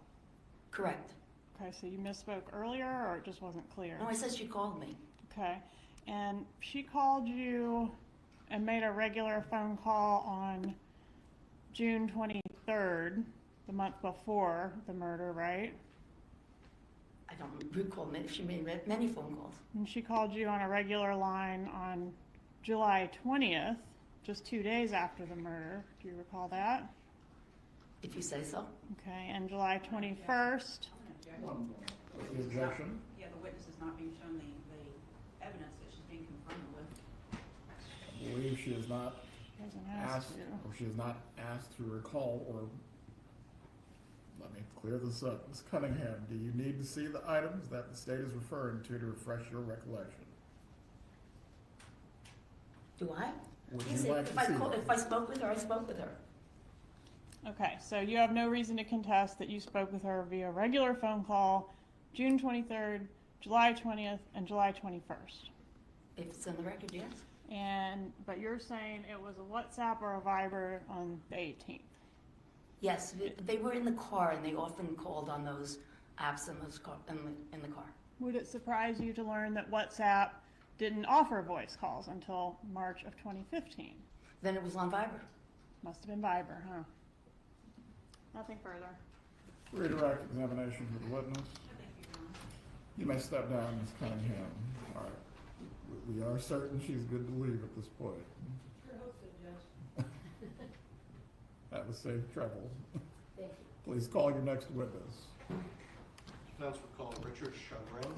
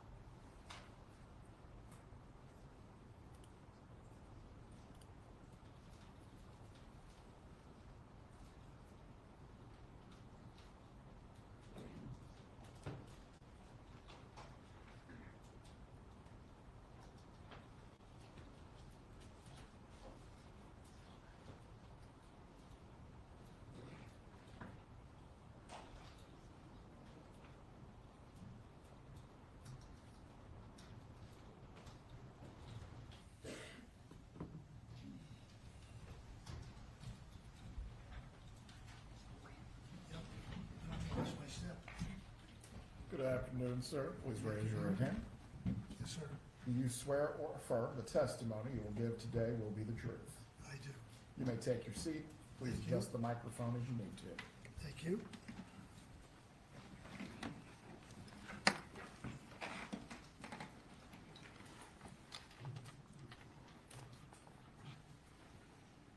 Good afternoon, sir. Can you please introduce yourself to the jury? My name is Richard Shagrin. Mr. Shagrin, how do you know my client, Donna Adelson? I met them 37, 38 years ago. They're best friends. The wife was the president and CEO of a nonprofit. I was chairman of the board. And you grew close with Donna and her husband, Harvey Adelson? When I first met my wife 36 years ago, we formed a gourmet club, and they were part of the gourmet club. And we met probably every 2 to 3 months. And then as the years progressed, we became friendlier and went on a number of vacations with them. Okay, you say gourmet club. Is it? Gourmet dinners at people's houses. Now, are you married, sir? I am. Okay, and what does your wife do for a living? She's an attorney. What kind of attorney? Specialty is real estate, estate, corporate, and bankruptcy. Estate planning? Yes. Okay. Now, did you speak with Donna or Harvey on the day that Charlie was convicted? No. How about the next day? Yes. Without telling us what they said, did you and your wife go to their residence in Miami? Yes. Okay. And when you got there, can you describe Donna for us? She was distraught. And what about Harvey? Harley was like in shock.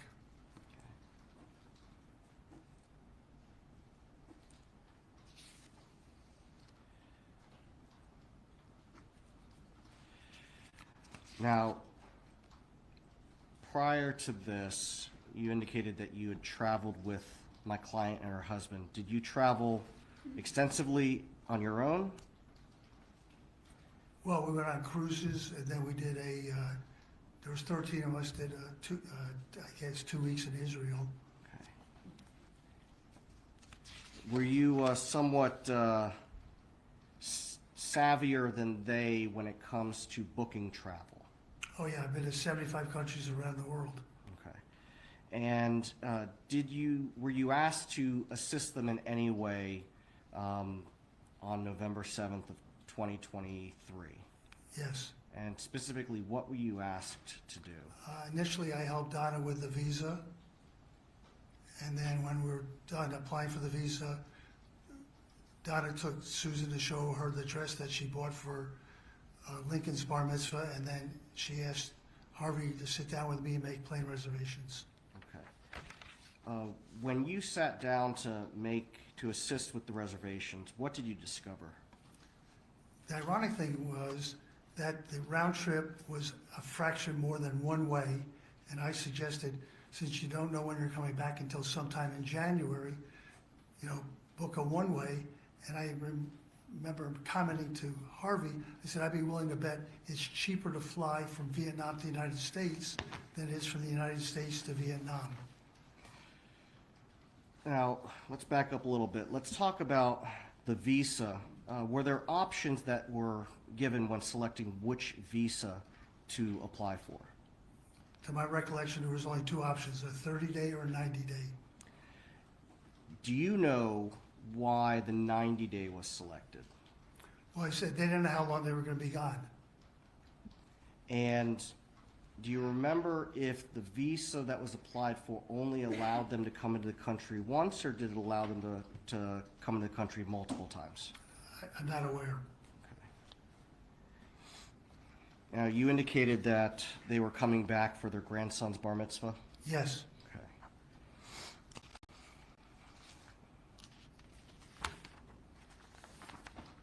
Why, if you know, why were they wanting to get out of town? Well, unfortunately, they were barraged by the media. Fortunately, they live in a condo, so they didn't let them in. And they were afraid to leave the building. To your knowledge, had the Adelsons been to Vietnam in the past? Yes. And they found it to be relaxing? To my knowledge, I was there. I thought it was a great country, great people, great food.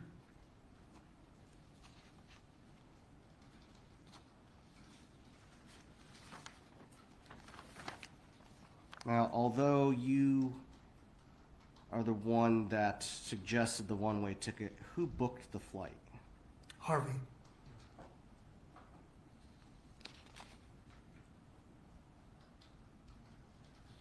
To your knowledge, were they free to travel? They told us when we got there that their attorney said they had no restrictions in traveling.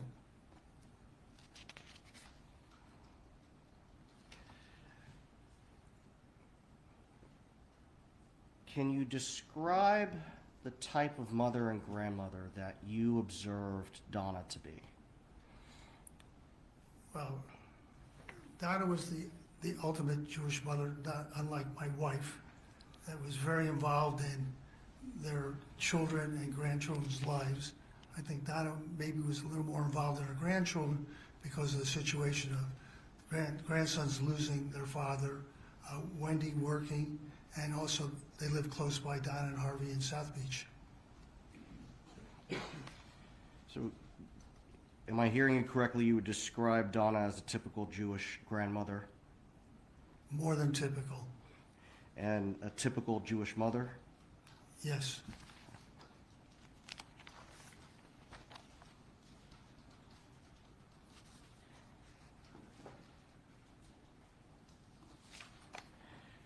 At the time that you were assisting them on November 7th of 2023 with the travel, had they decided when they were coming back from Vietnam?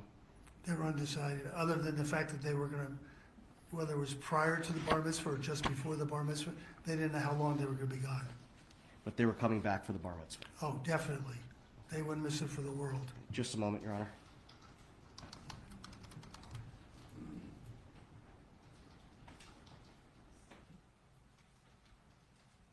Nothing further, Your Honor.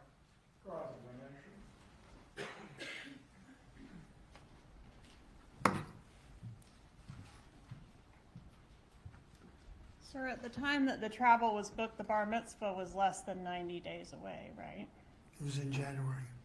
Do you recall giving a deposition?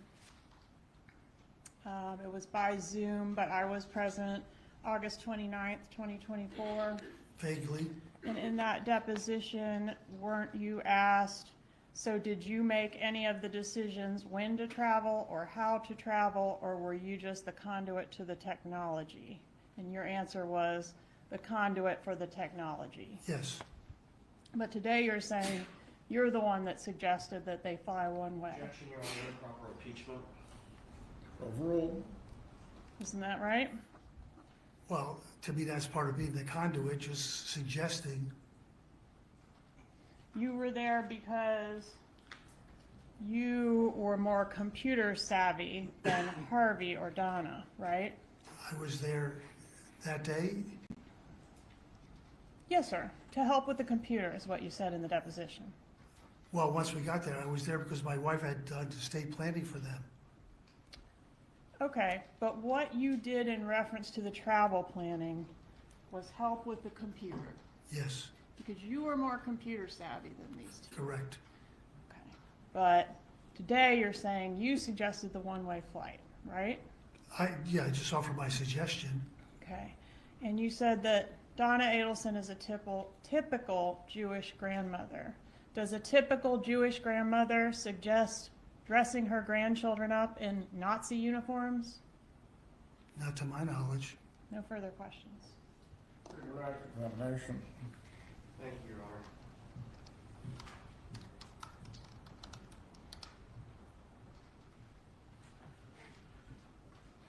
Would you say that you are more travel savvy than Donna and Harvey Adelson? I would say yes. And when you were deposed on August 29th of 2024, did Ms. Kappelman ask you if you made any suggestions about a one-way ticket or a round-trip ticket? I don't remember. Would it be helpful if I showed you a copy of your deposition transcript? Surely. I'm going to show page 11 lines 12 through 17. You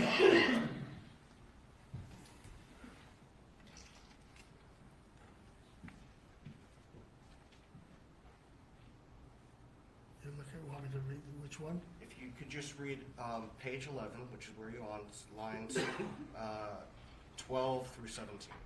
12, question, okay. To yourself. Oh, I'm sorry.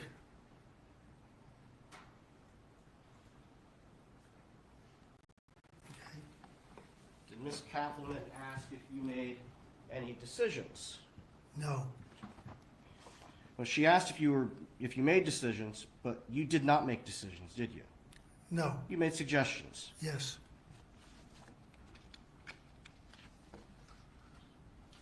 Nothing further. Will this witness need to be retained or is he released? Please release your arm. Have a good day, sir. Thank you, sir.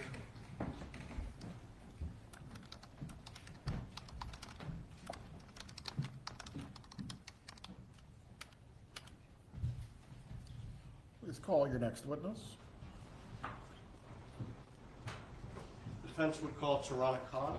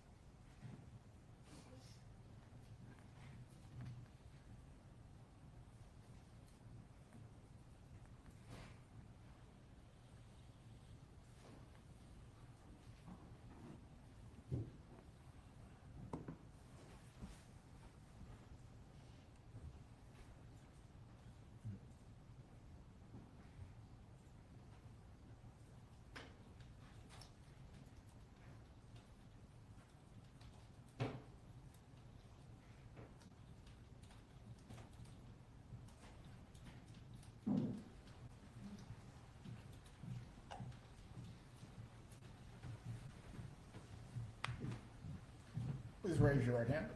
Do you swear or affirm the testimony you will give today will be the truth? I do. You may take your seat. Please speak loudly and clearly for the jurors. You can adjust the microphone as you need.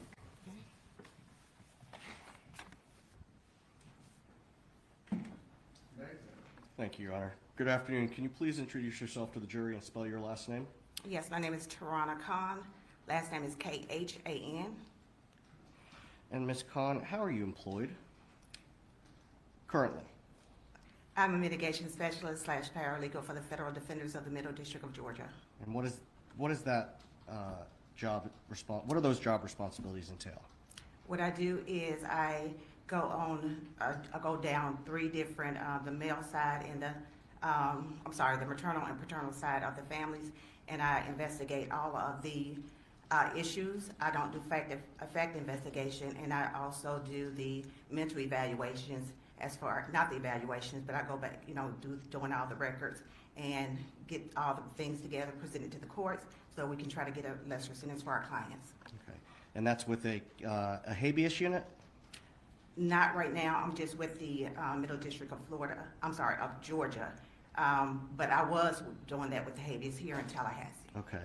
And how long have you been in your current role in the Middle District of Georgia? 1 year in Georgia. Okay. Prior to that, did you work for the Federal Defender's Office here in the Northern District of Florida?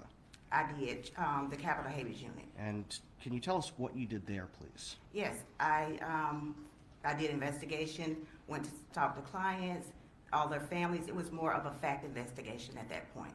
Okay. And so that entailed you going out at the direction of the attorneys that you worked with, interviewing individuals, Correct. gathering records, Yes, and that included individuals that were in custody, correct? correct, And preparing reports correct. and presenting that to whom? The attorneys. Okay. Did it also bring you to have occasion to testify in court ever? No, No. Now, how long were you employed with the Northern District of Florida Federal Defender's Office? From 2016 until July 2022. And can you tell us a little bit about your educational background? Yes, I have an associate's in paralegal, a bachelor's in legal studies, and I've studied sociology, and I've earned a certificate in that. Okay. And when did you complete your bachelor's? In 2000, around 2014, maybe?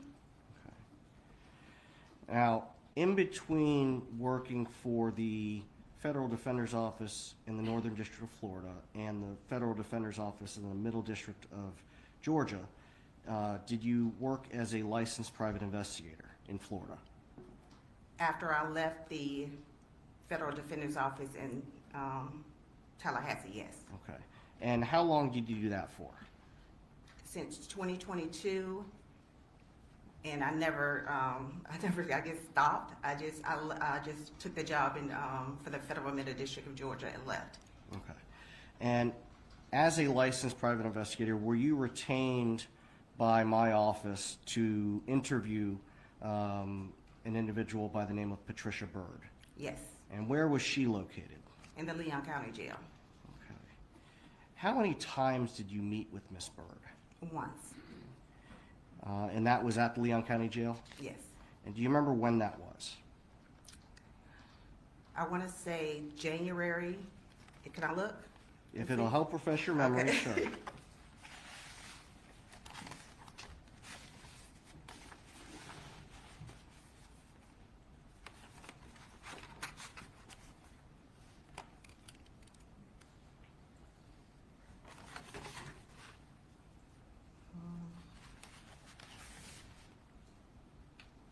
Oh, Ms. Bird was on January 24th. 2025? Correct. Sorry. And when you interviewed Miss Bird, did you tell Miss Bird that Mrs. Adelson was going to pay her for her testimony? No. Okay. Specifically, did you tell Miss Bird that Donna Adelson was going to buy her a piece of land? No. What about a trailer? No. What about veneers for her teeth? No. What about a small vehicle for her and her children? No. Okay. Did Miss Bird tell you that Mrs. Adelson had offered those items to her? No.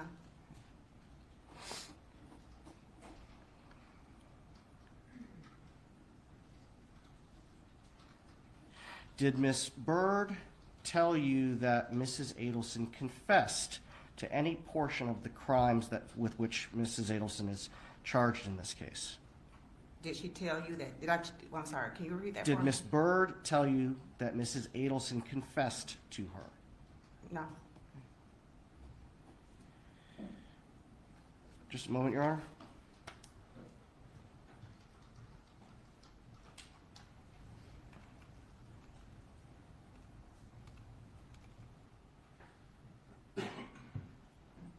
Ms. Kahn, prior to interviewing Ms. Bird on January 24th, 2025, did you meet with or speak with Donna Adelson?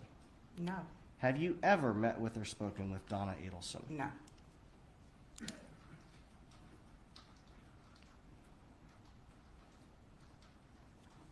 Nothing further, Your Honor? Cross-examination.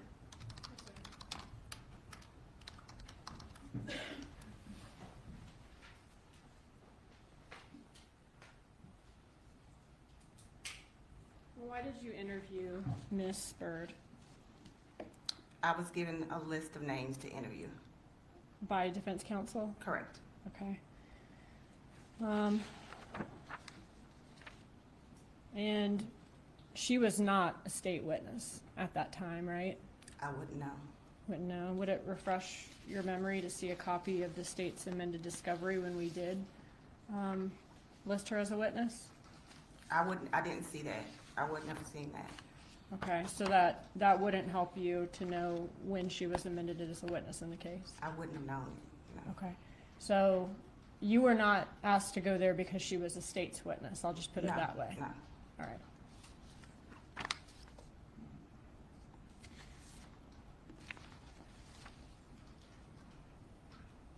And did you record your interview with Miss Bird? No.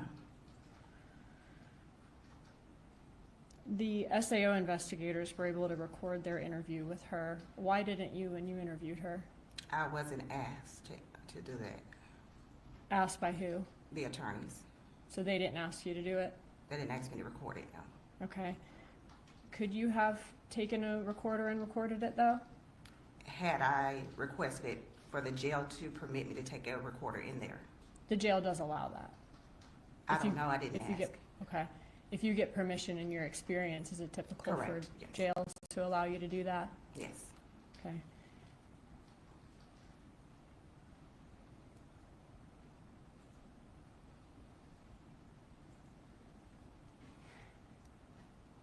Just a second.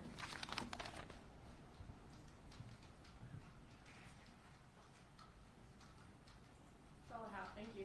Redirect examination.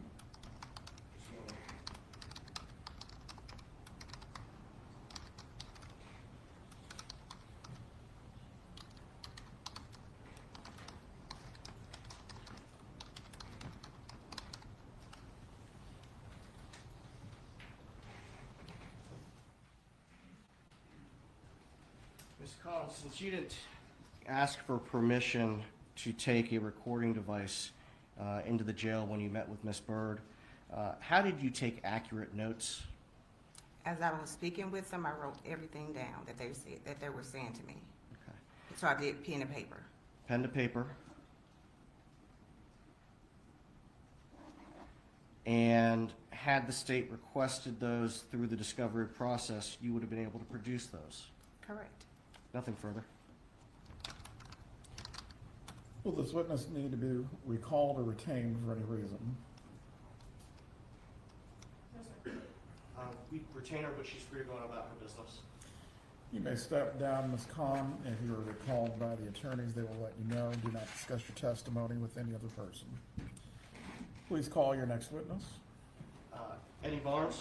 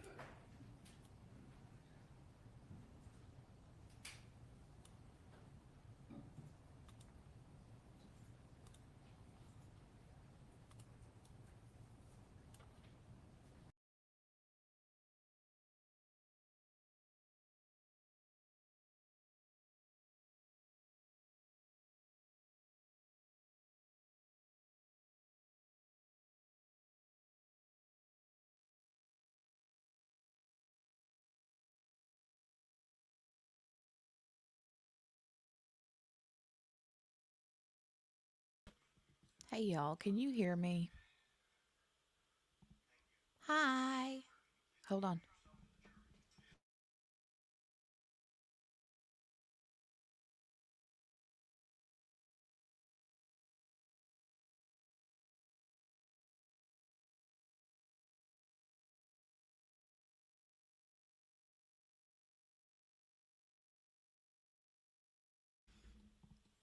Okay, I'm here.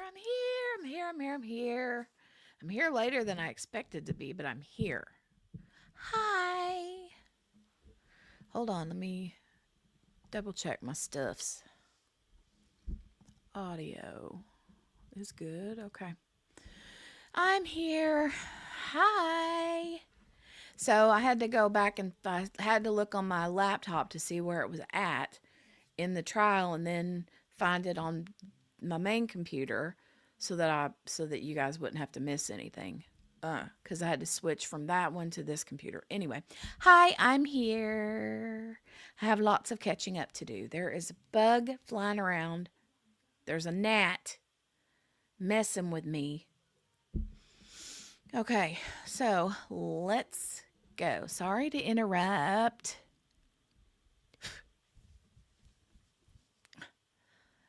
Eh, hold on. Hold on, I'll show you how I'm feeling. Hold on. This bug. Urgh. Hold on, let me loop her. And then I'm gonna, hold on, I'm gonna do a, where's the sounds? Where's the sounds? I want this one. Here we go.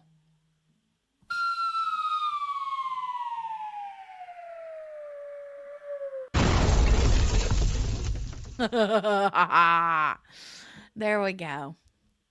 And this one.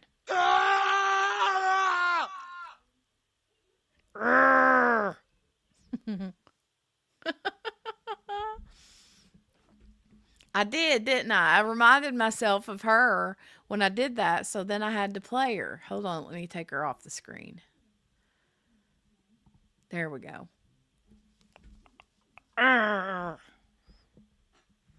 Okay.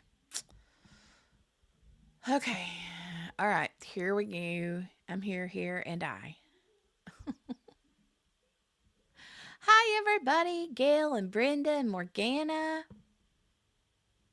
Who else? Anybody else? All right, here we go. Eddie Barnes?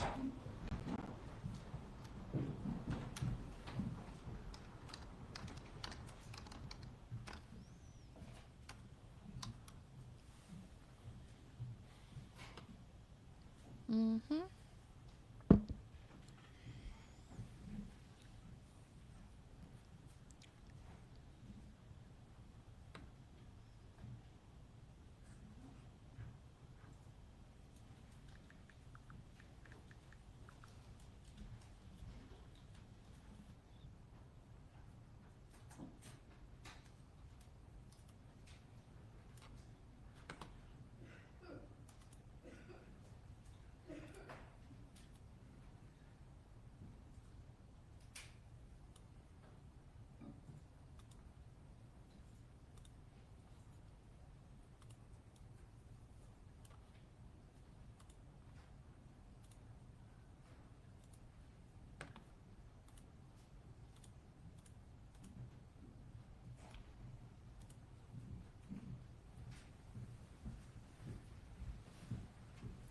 Please raise your right hand.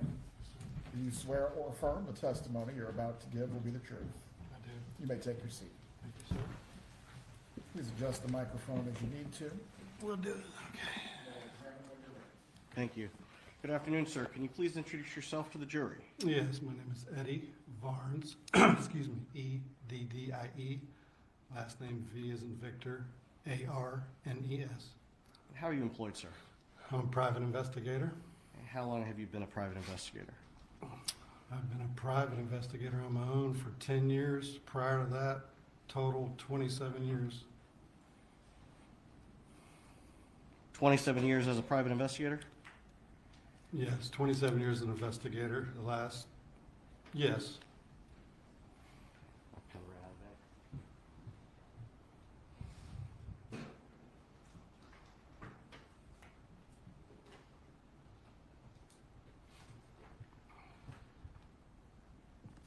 What type of casework do you handle? Mostly criminal at this point in time. I also do insurance, civil stuff and insurance, but I've been exclusively pretty much criminal for about the last 10 years. How do you get your work? I market. I have my own company. I try to market and get work, and that's how you do it. That's all I can say. Were you retained as a private investigator by Mrs. Adelson's original attorneys? Yes, sir. And when was that? May of 2024.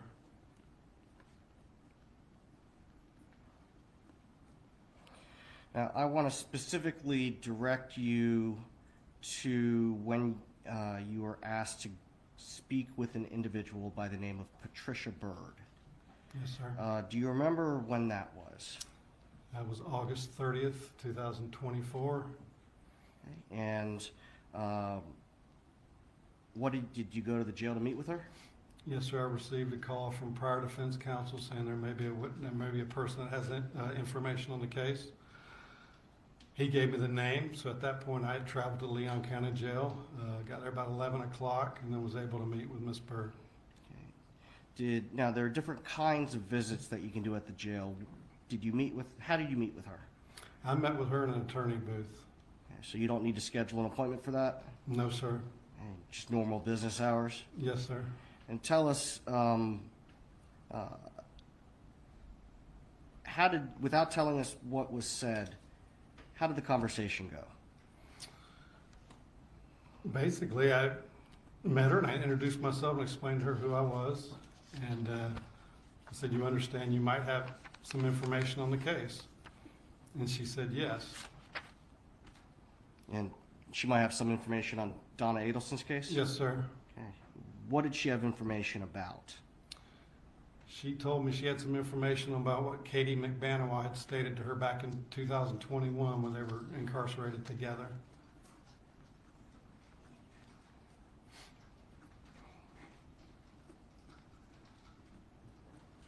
Now, did she tell you that Donna Adelson offered her any sort of compensation to testify in her case? No, sir. Okay.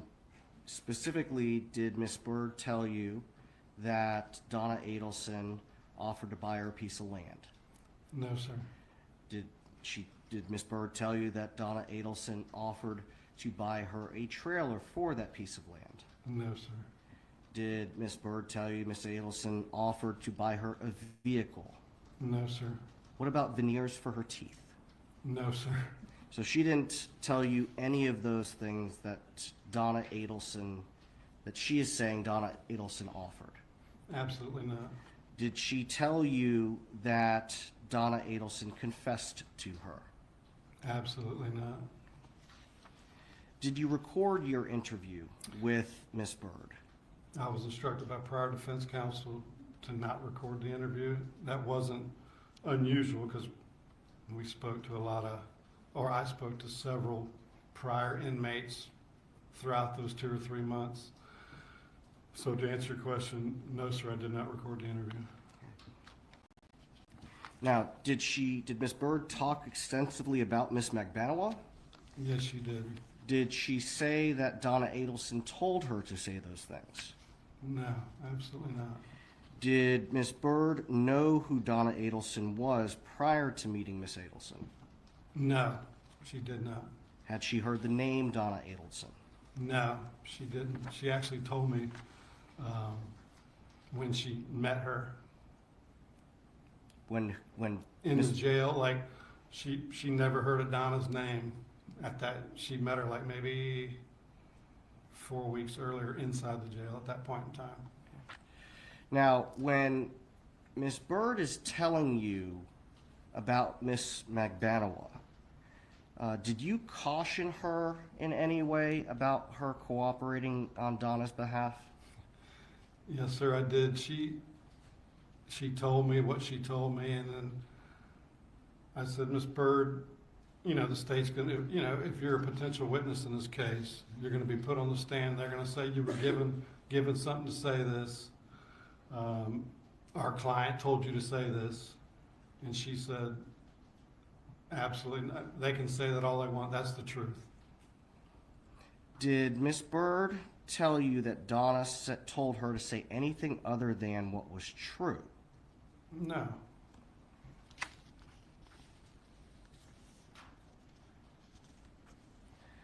Was it your understanding that she was waiting for a plea offer in her own case? She made mention to me that I asked her about her charges. I wanted to get to know her a little bit. So she told me why she was in. And we discussed that a little bit, and then she said, I'm expecting an offer soon.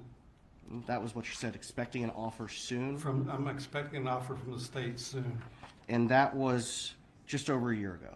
Yes, sir. That was August 30th, 2024. Just a moment, Your Honor.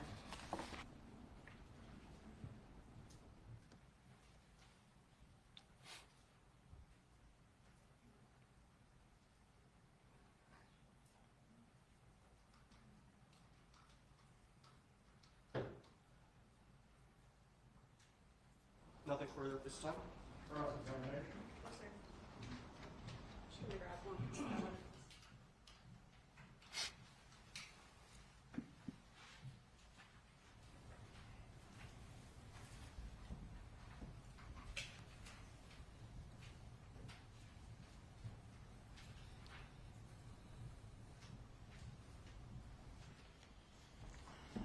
So, Mr. Barnes, you said that you interviewed Miss Bird because Donna Adelson's prior defense counsel said that this may be a person who has information. That's correct. But that was prior to July 25 when the state listed Patricia Bird as a possible witness for the state, right? That was August 30th, 2024. Okay. So in August of 24, the defense, for some reason, would have thought this person may have information and gone to you to interview them. Correct. Okay. And defense counsel asked you about this, but you said you did not record your interview with her? No. Okay. You could have taken a recorder, like a pocket recorder, into the jail and recorded it, right? I If could they have, asked but I you was to. instructed not to record the statement. Yes, sir. Now, after hearing this statement about how Magbanwa basically lied on the Adelsons, killed Dan Markel just to extort them for their money, is that right? And that's not exactly right, but you're in the ballpark, but that's not exactly what she told me. Okay, can you tell me again exactly what she told you? Yeah, I'm going to refer back to my report a little bit, if that's okay. I spoke Patricia, and she said that they were sitting at a table talking about the case, and then Bird quoted the following that McDaniel had told her, and that was, after we had him killed, we tried to get the money because we knew her boyfriend and family had a lot of money. We knew that they had money because the family offered the man $1 million apiece to move to South Florida. So at that time, Patricia and Katie, said, why not kill him and get the money ourselves? So then Bird replied with, girl, that's crazy as hell. That's extortion. And Katie replied to her and said, my kid's got to be raised and go to college as well. So I have a question about that. So according to what you say Bird told you, Yes, Bird used the word extortion. That's the word Patricia Bird used, yes, ma'am. She that said, Magbanwa used. that's correct. Okay.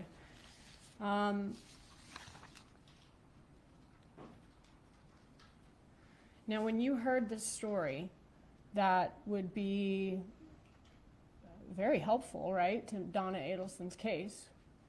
Did you call her prior defense counsel and say, listen to what this lady's telling me? Can I have permission to record this? Can I do a recorded interview with her? This is going to be very important. You didn't do that, did you? I did call them immediately when I left the jail, and I sent them an email with my summary within an hour. Okay. Did you ask to go then do a recorded interview with her so you would have evidence of that? No, I didn't ask. Okay. And did they ask you to? They didn't ask me. No, I told them what they told me, and if they have any additional instructions for me, I'll gladly go do what they asked me to do. All right. Now, if Miss Bird, after all that, do you know why the defense never listed Patricia Bird as a witness? I don't know the specific reason. I'm not the attorneys on the case. That's Do you their know job. why these attorneys never listed Patricia Bird as a witness? State allow the witness to answer the question before cutting off, please. Ms. Dugan, please wait for him to finish the answer. Just repeat, please. Do you know why either defense counsel never listed Patricia Bird as a witness? I have no idea. You were hired by prior defense counsel, you said? That's correct. Okay, and you did charge for your services. I did charge for my services, yes, Okay. ma'am. That's all, thank you. Redirect examination. Just a moment, Your Honor.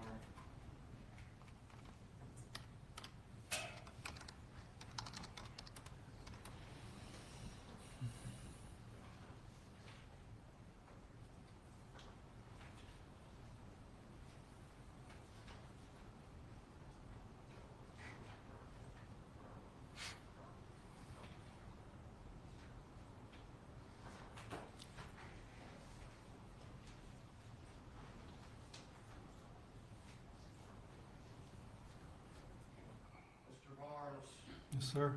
The state just asked you, according to what you say Bird said to you,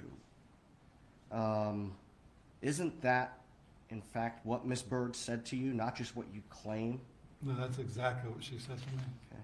And you've been working in this industry for how many years? No, object to improper bolstering, Judge. Sustained. Judge, the state attacked his credibility. We're not doing speeding objections. I will ask your next question. Would it surprise you, sir, to learn that contrary to what the state implied, Objection to relevance as to what he would be surprised by. Overruled. Please let him finish his question first before you object. thank you, Your Honor, would it surprise you to learn that prior defense counsel in fact listed Patricia Bird on the witness list that they submitted prior to this case being set for trial September of 2024? Would that surprise me? No. Okay. And so, contrary to what Ms. Dugan indicated on cross-examination, it was your understanding that Ms. Bird was listed as a defense witness. Yes, sir, that is correct. Just a moment, Your Honor.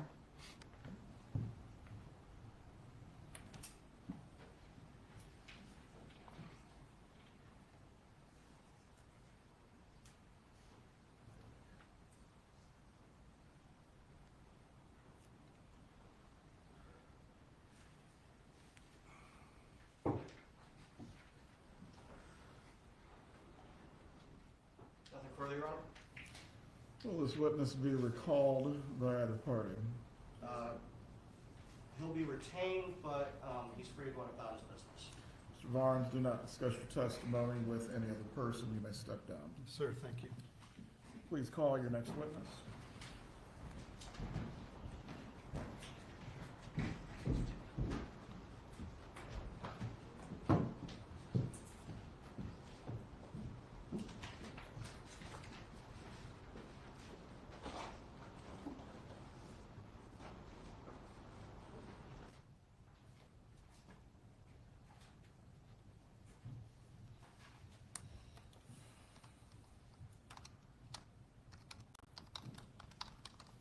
I feel like I'm getting an earache on this side, and my throat hurts on this side.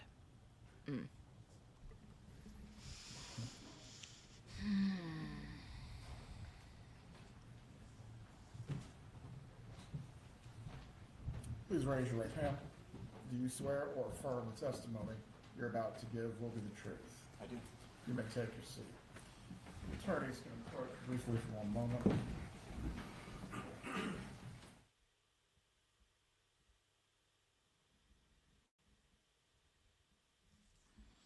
I don't know, Brenda. It usually, this feeling, it's like I can feel a connection. You know what I mean? And it's just on this side, and my ear hurts on this side. So I think it's just like allergies. I know everybody always says, oh, it's just allergies, but I really think it is.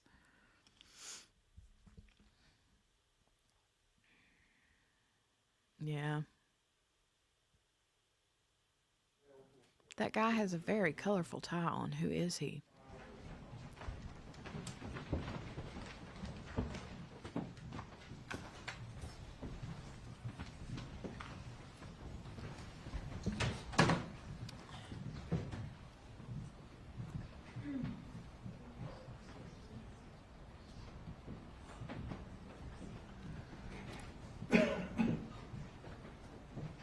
Yeah, Brenda. Everyone can be seated. Sir, I'm going to need you to step down from the witness stand and step outside the courtroom doors.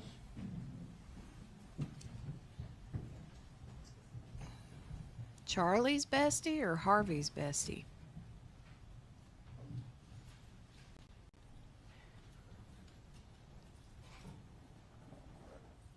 Once the rule of sequestration is invoked, it applies equally to both parties.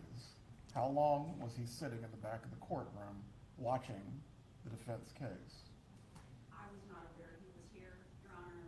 Our assistant was trying to find him. I went in the hallway looking for him. I didn't see him before we called the witness that he sat in here for.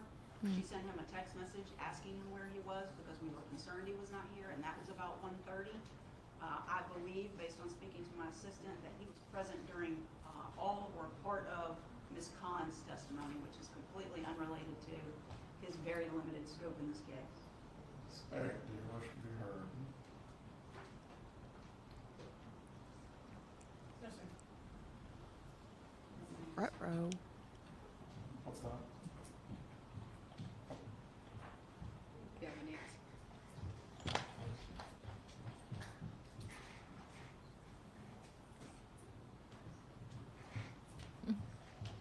What is the substance of the testimony to be offered? The substance of the testimony is a home search with Mr. and Mrs. Adelson and Dan Markel. He's a realtor, Your Honor.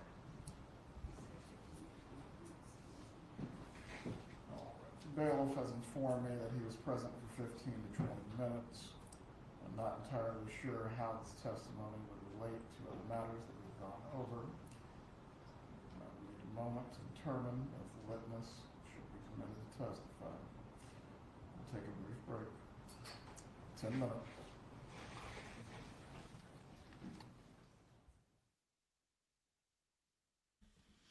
Ten-minute break, but you know what? I can fast forward. I bet you guys right now are like, well, I wish we could have fast forwarded blah, blah, blah through the lunch break. Sorry. I was not able to do so. I was not able to do so at that moment in time. And you know what else with the whole throat and ear hurting? I feel like I have one of those like lie bumps on my tongue on that side. Do you know what I'm talking about?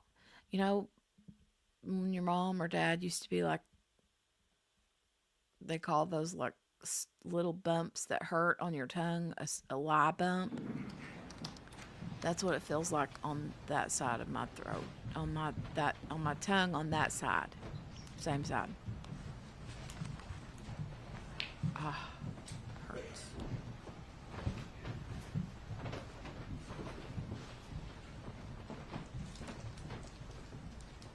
Everyone can be seated.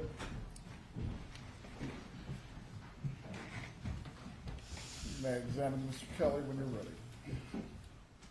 Thank you, Judge. Okay. Kelly, this is No, gonna it's be not. very brief. Could you please? It's not like that. It's like a swollen taste bud. You know what I mean?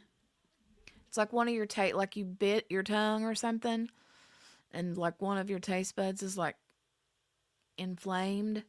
That's what it feels like. Mine call it acid bumps.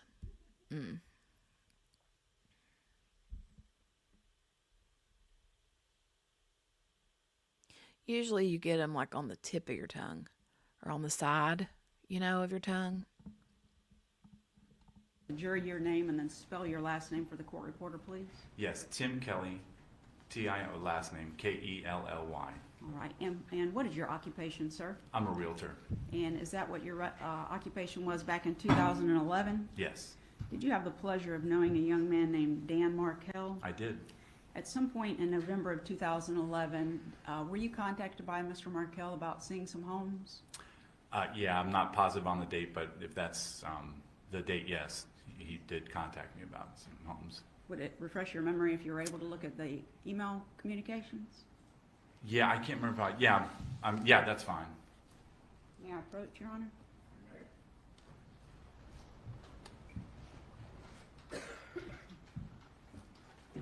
I guess so, Morgana. I've been telling some fibs. Yep. Great. Yes, 2011.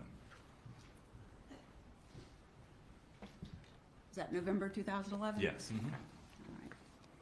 And when he contacted you and you were making arrangements to look at homes, were those homes were you looking for a home in particular for his in-laws, Donna and Harvey Adelson? Correct. And were arrangements made for you to show homes? Yes. And did you in fact show homes? Yes. And who was present when you showed the homes? Who was with you? I believe it was the Adelsons, both of them, the husband and wife, and Dan, and I believe Wendy and the boys, both boys, or just one boy. I can't remember who was there at the time, but I think we had to make arrangements between, cars or so. Okay. Was it one time that you took them out or more? I believe it was just one time. Okay. And did you show them homes in the Tallahassee area? Yeah, Okay. And did they end up purchasing any of the homes that you showed them? no. Okay. At some point, did you refer them to another realtor that you know named Lisa Carey to look at homes? I did not refer them to Did- Lisa Carey. No, Okay. that was not. That was not you? No. Do you work with Miss Carey? I did at the time, we were a team. Okay. At one point, and I think we were still a team, and we probably were not in 2011, Okay. but no. Okay. Can you hold on just one second, please?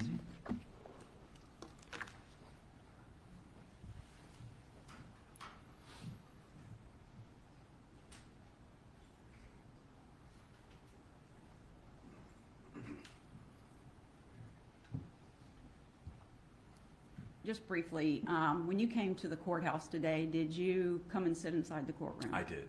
And did you observe and listen to some of the testimony? I heard the end of the testimony that was being said. Was it a male or a female? Female. Okay. Is there anything about the testimony that you heard that has affected your testimony as to these small issues on looking at a home? No, no. All right, nothing further. Cross-examination. Mr. Kelly? Hey, So you showed these houses to the Donna and Harvey Adelson at Dan Markell's request? correct. And was the thought that they would have more space, be able to stay up here for longer periods of time visiting Dan Markell and his family? I believe that was it, yes. Okay. And that was in 2011, you said? According to the emails, yeah. So Dan Markell and Wendy Adelson were still together at that time? Correct. Mhm. Okay. And if they got divorced in summer or fall 2012, your interaction would have been about a year before that, Correct. and about 2 years before Halloween of 2013, right? Yes. Okay, thank you. Any redirect from the witness? No, Judge. You may step down, Mr. Kelly. Please call your next witness.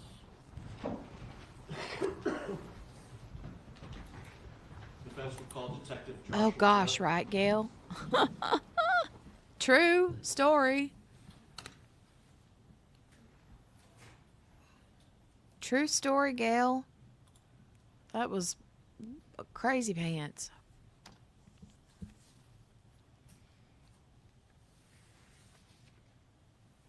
It wouldn't quit doing that. It was like some kind of weird bug or something that the app has, I guess. I don't know.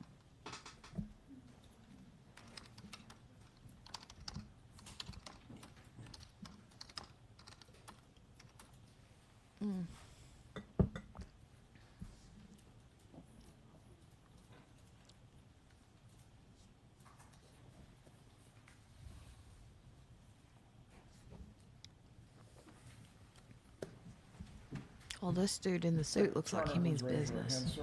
Do you swear or affirm the testimony you're about to give will be the truth? I do. You may take your seat. Please speak loudly and clearly. You may adjust the microphone as you need to.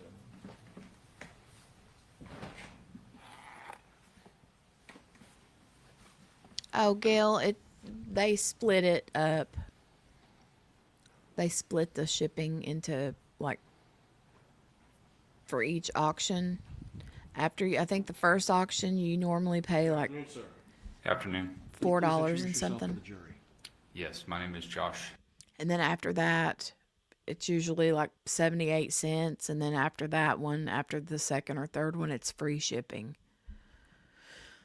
Yeah. So you don't pay any more than like 5 something for up to so many ounces. So, cause it goes by weight. And like I have to put in how much things weigh, So yeah. But like whenever I do buy stuff like that there, it'll be like $4.38 or $4.37 for the first auction. And then, but it has to be in the same show, And then if I purchase another thing, it'll be like 70 or 80 some cents. And then the third thing, is usually free, and then it's free until you hit like a bunch of ounces, you know, and then it might go back up again, but it'll usually stop. Like, you won't, most people pay in my shows like $5-6 max for shipping. So yeah. Turner. I'm a deputy with the Leon County Sheriff's Office. How long have you been employed with the Leon County Sheriff's Office? Since September of 2016. And during your time with the Leon County Sheriff's You're welcome. Office, can you tell the jury a little bit about what assignments you have worked? Yes, I was in 2019 a field training officer, and then in 2020 I transferred into the Criminal Investigations Division at the Sheriff's Office. Worked in property crimes, auto crimes, and violent crimes. Okay. And in your role as a detective with the Leon County Sheriff's Office, did you come to interview an inmate by the name of Drina Bernhardt? I did. And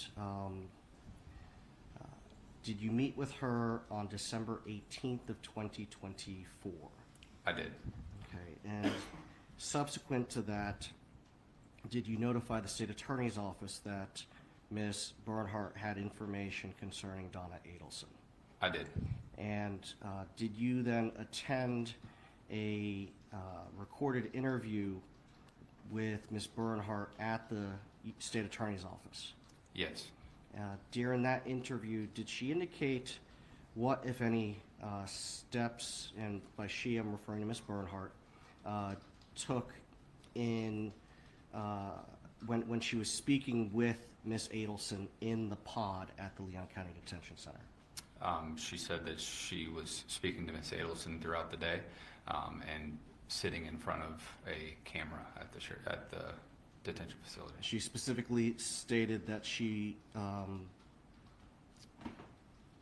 situated herself and Ms. Adelson so that they would be picked up on the surveillance footage? I'm not sure the exact wording, but yes. Something to that effect? Correct. Okay. Now, previously, did you review State's Exhibit 105? Hey, Margaret. Yes. And what was that? I believe it was the recording of the pod, the annex. Okay, so there was surveillance video? Yes. So after Ms. Bernhardt's interview on December 20th, 2024, at the state attorney's office, did you go back to your office to download the surveillance video? No, sir. I went to my vehicle and back up to the state attorney's office and downloaded it from there. Okay, so you went to get your computer? Yes, sir. So back then, when you were assigned to the investigations unit, you had access to their surveillance videos? I did. Okay, and then you logged in from the state attorney's office and downloaded that? Correct. Your Honor, may I approach the witness and show him, it was marked for identification purposes as State's Exhibit 105. You may.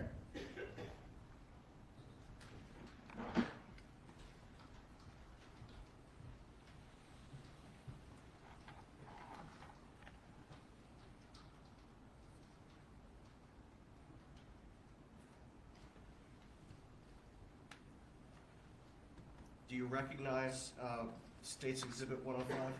I do. Is this the surveillance, or is this a portion of the surveillance video that you obtained from the Leon County Detention Facility? It is. Aside from shortening the video so it was easier to show in court, any changes to it? Not that I'm aware of. Just a moment.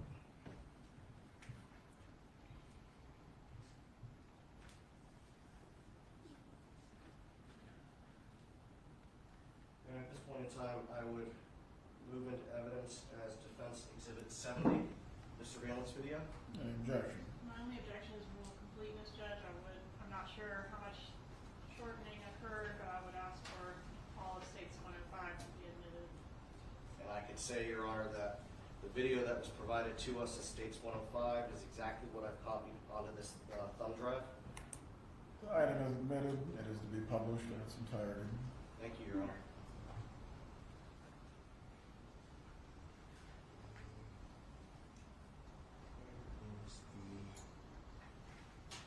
Do you guys have the HDMI?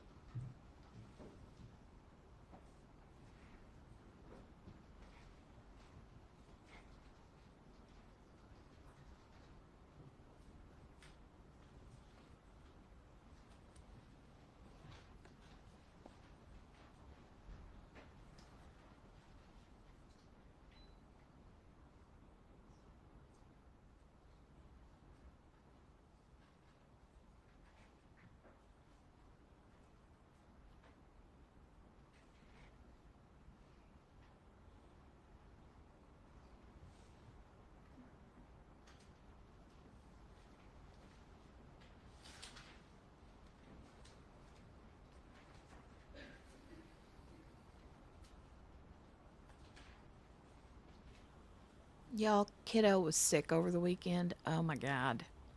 I don't know what happened. She literally was fine, right?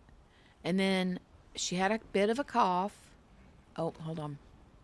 Then on Saturday, she started with a worse cough. Sunday, she started having a fever. And I was like, oh my God. Well, then yesterday, no, wait. Yeah.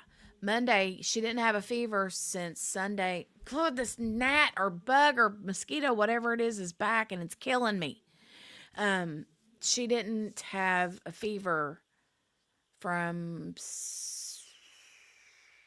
Sunday evening, afternoon till now.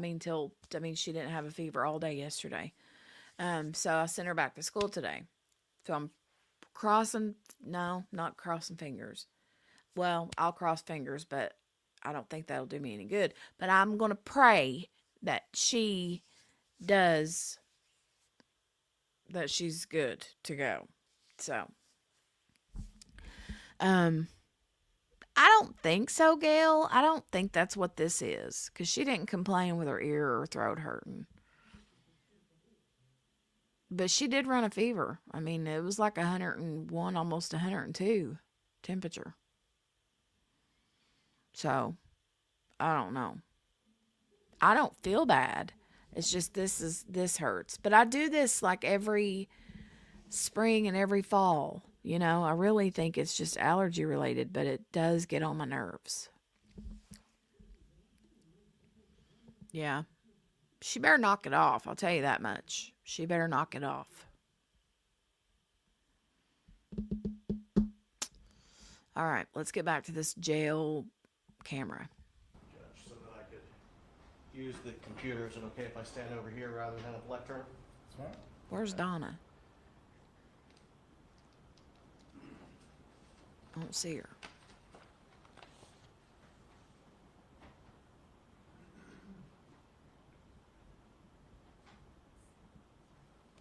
So, Detective, initially in the video, do we see Miss Bernhardt or Miss Adelson? Yes, they are back towards the bunks. And do they walk towards the foreground of the video? At one point. Well, that looked like Donna right there. I'm gonna fast forward a little bit. Who's seated at the table with the dark hair? That's Drina Bernhardt. And what does she have in front of her? A notebook with a daisy and a yellow folder, looks like.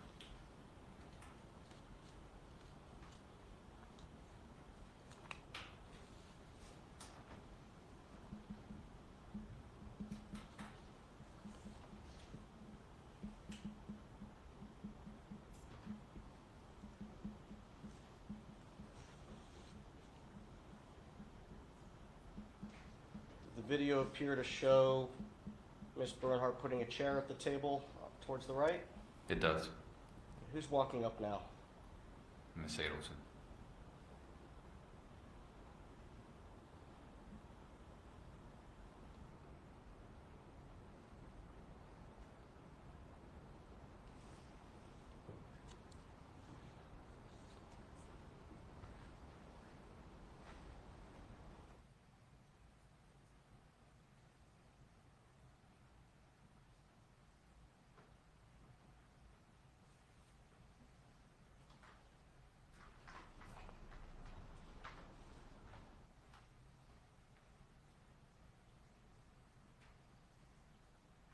Does it appear from the video that Miss Bernhardt got Miss Adelson to sit down at that table?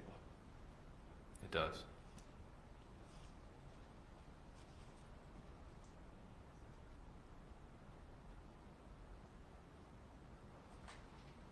And they're engaged in conversation? Yes.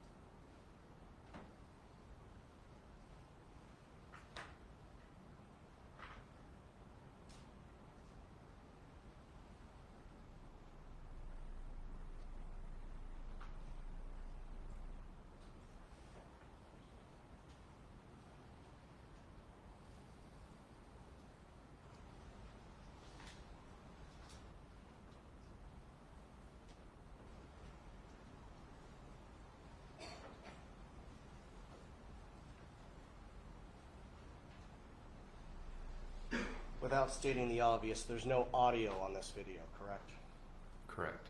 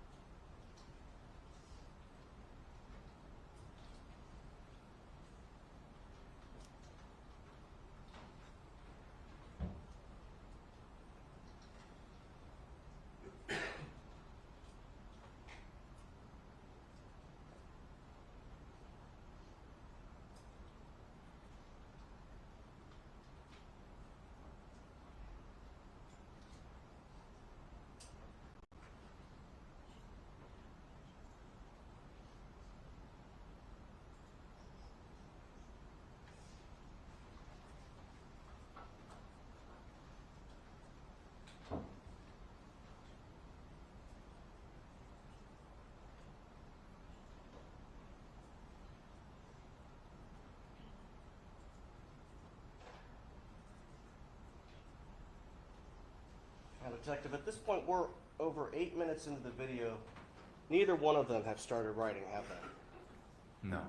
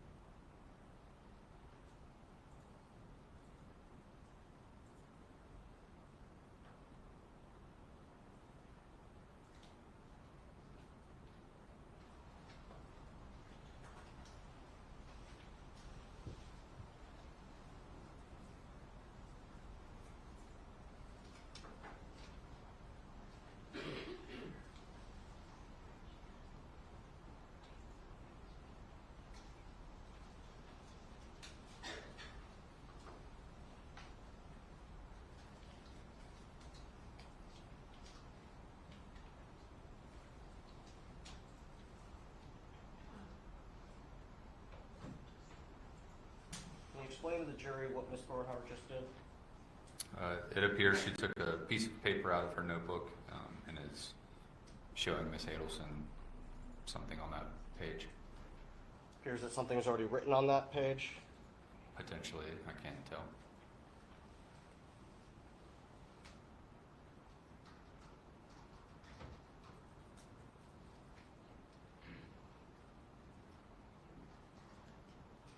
Now Miss Bernhardt's writing on that piece of paper. Correct.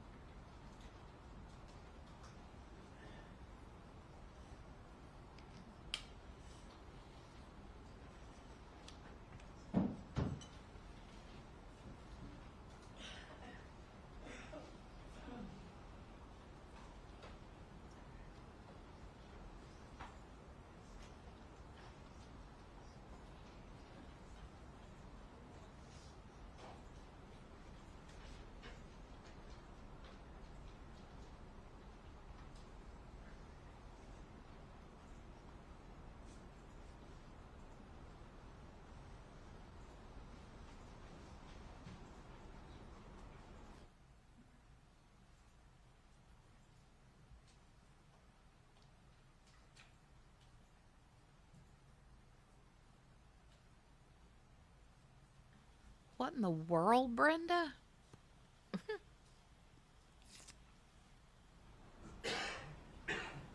Goodness gracious. It appears that Miss Bernhardt is writing at this point. Correct. Judge, given that this is an hour and 14-minute long video, instead of publishing it in full as requested, is it okay if I fast forward to the points that I'm trying to make? Oh, my kiddo's home. Hold on, I'll be right back. Go ahead. Thank you, Your Honor.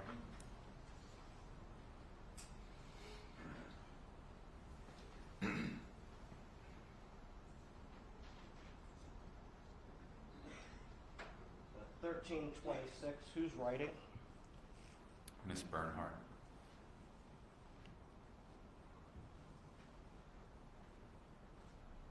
1417, who's writing? Miss Bernhardt.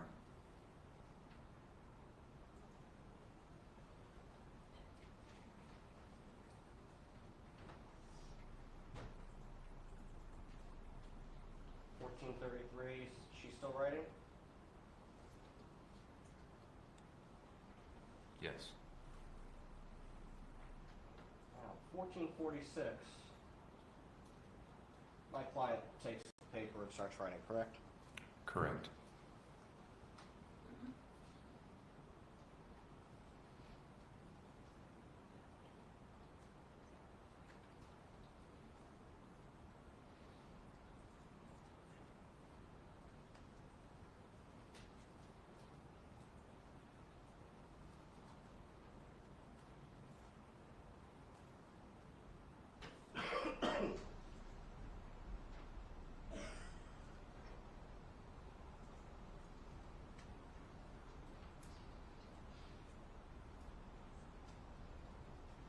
Fast forward to 1642. Did Miss Bernhardt take the notebook back?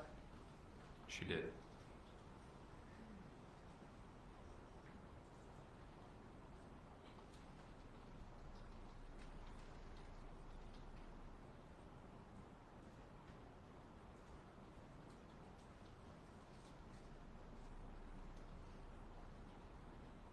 And from this vantage point, we can't see what Miss Adelson is writing, can we?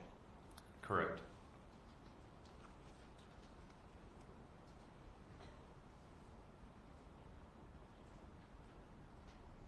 However, it's clear that Miss Bernhardt is still speaking with my client. They seem to be engaged in conversation.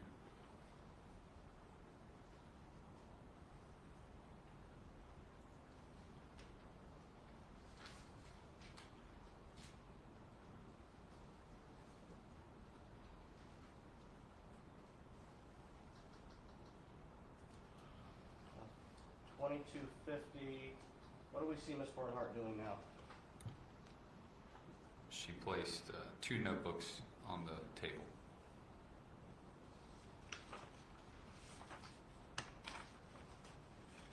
And one of them was the hot pink one that we saw. I think the state submitted into evidence. It's a hot pink. Correct. Okay.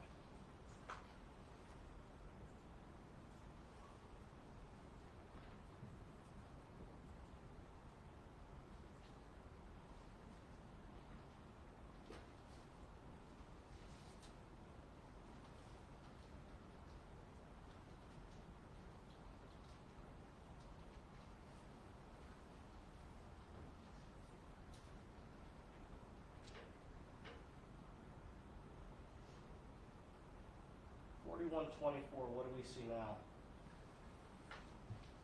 Trina's opening the hot pink notebook. Is she showing Mrs. Adelson something in that notebook? It appears so.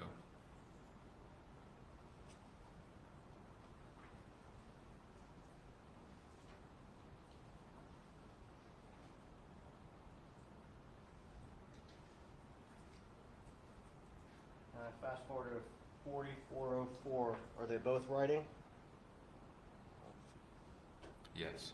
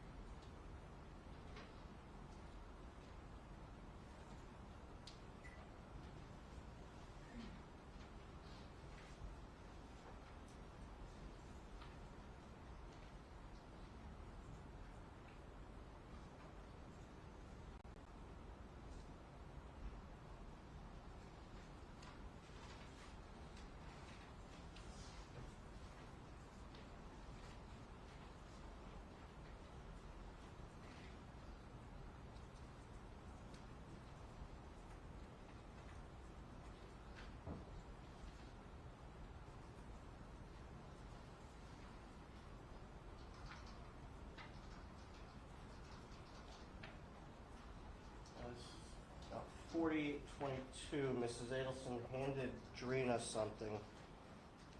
Do they appear to be discussing it now? It appears so.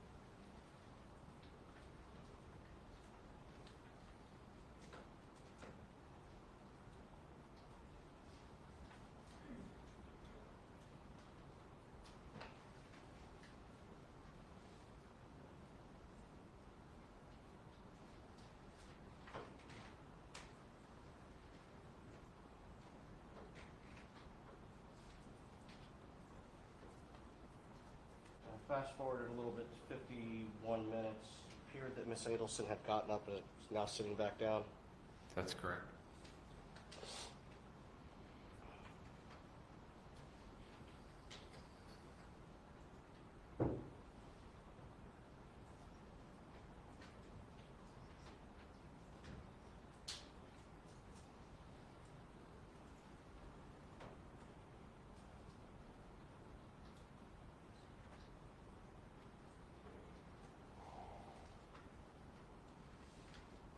Fast forward to 54 minutes.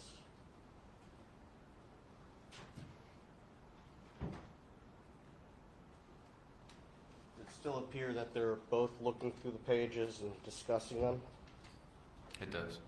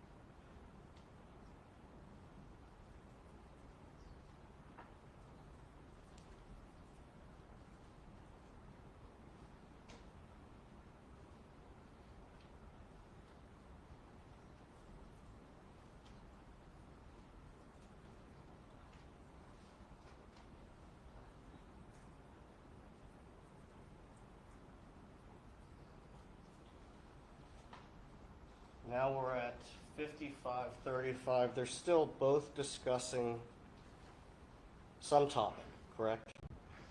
Correct. We don't know what they're discussing. Correct. And they're both looking at pages that they have in front of them. Correct.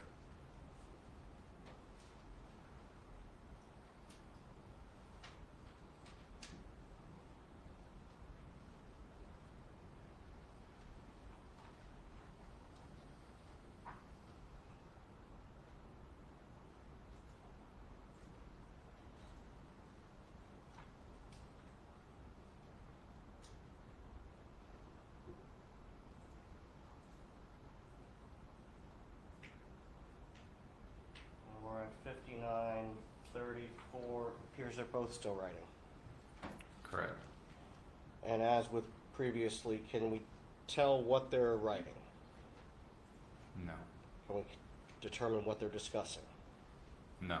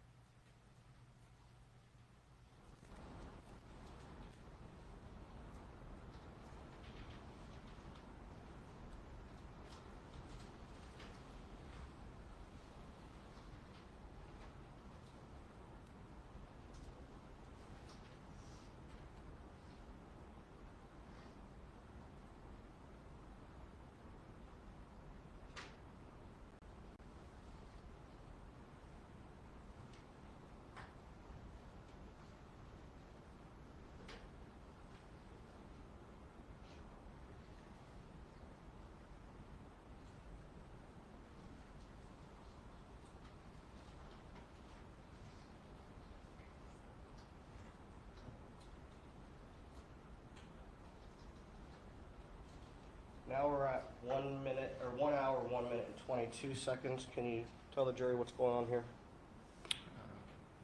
Miss Bernhardt just opened some notebook. She's writing, and Miss Adelson is also writing.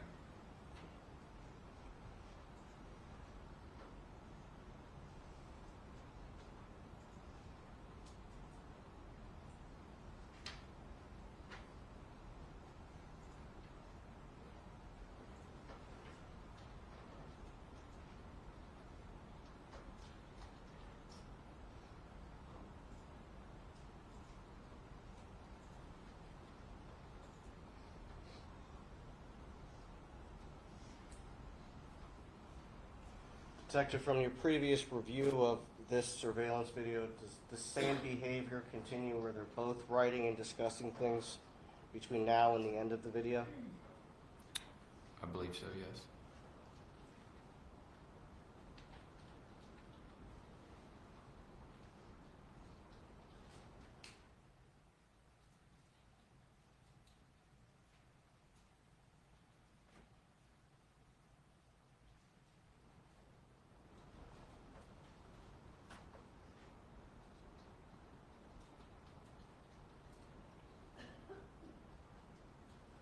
Can we get the lights, please?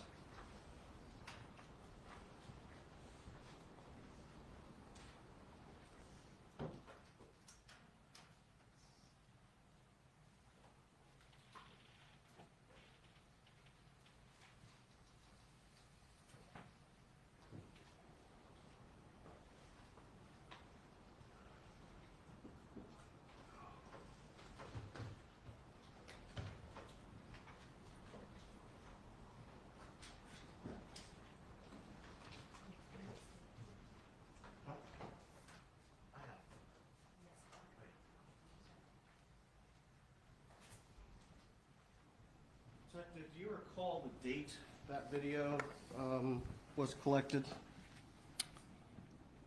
I'm sorry, it's a poorly worded question. Do you recall the date that video was taken?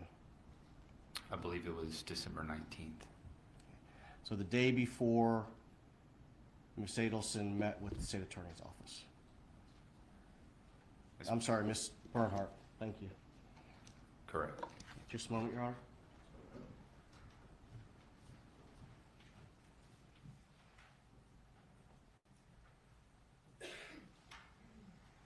Detective, that's the day after Ms. Barnhart told you that she had information about my client. Correct. Nothing further? Cross-exam.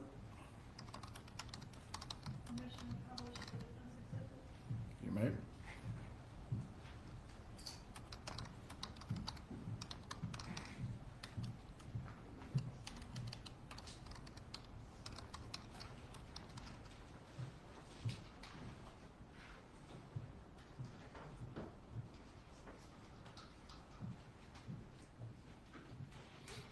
When you met with her on the 18th, she told you not just that she had information about Donna Adelson, but that Donna Adelson was trying to enlist her, solicit her to give perjured testimony in this trial, right? Correct. So you learned that on the 18th. You relayed that information to who? Investigator Newland. With my office. Correct. All right. And the meeting at the state attorney's office ultimately happened on December 20th, right? Correct. And at that time, there was a more detailed interview conducted with Ms. Bernhardt to get the information she had about what had happened, right? Correct. Okay, and at that meeting, Bernhardt shows up with this pink notebook pictured in State's Exhibit 62, right? Correct. And she tells us in that meeting, hey, here's the script that she's written for me that she wants me to deliver at trial, right? Correct. And you were able to photograph the thing, and this is what's pictured in State 62? Correct. Okay. And what were Drina's instructions from the defendant about this exhibit? Why did we have to photograph it instead of impounding the thing? Her instructions were to read over that and to trace it in her own handwriting and provide that back to Ms. Adelson.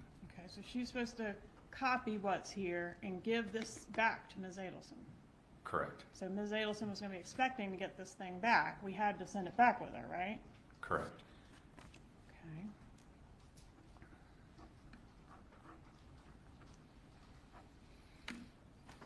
Did Bernhardt at the meeting on December 20th tell you when this script was authored by Mrs. Adelson?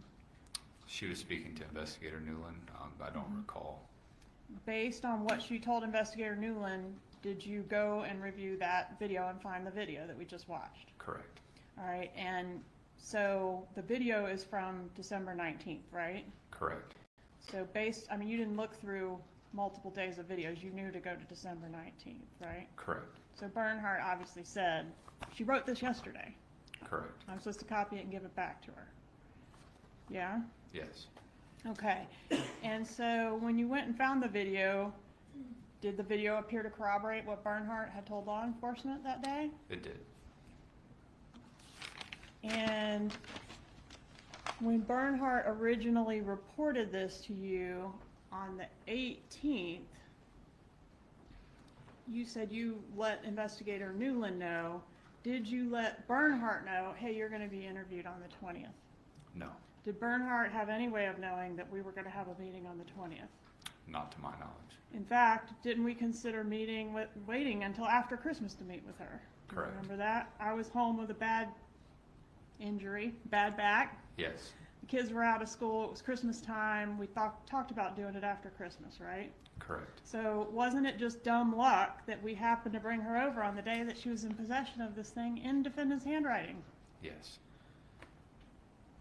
Defense says, well, both women wrote in the notebook. We see one writing, we see the other one writing. Are you a handwriting expert?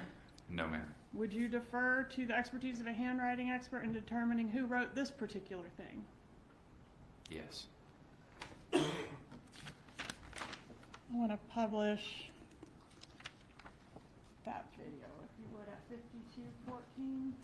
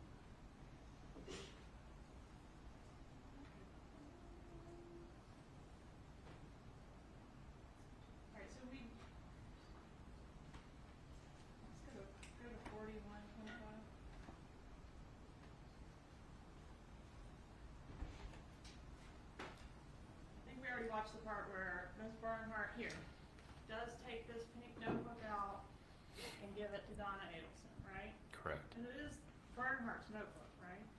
Yes. And after she gives it to the defendant does proceed to write in the notebook for quite some time, right? Correct. And if we go to 5819,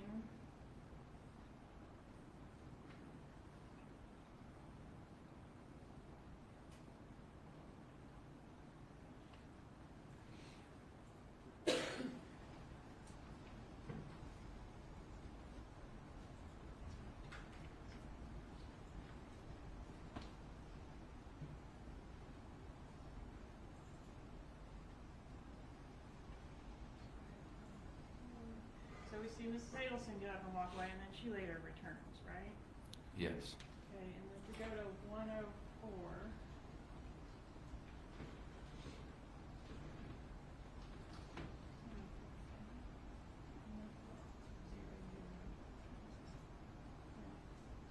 We see Ms. Bernhardt get up and walk away, and Ms. Adelson continues writing. Correct. Nothing further. Very direct examination. Yes, Your Honor.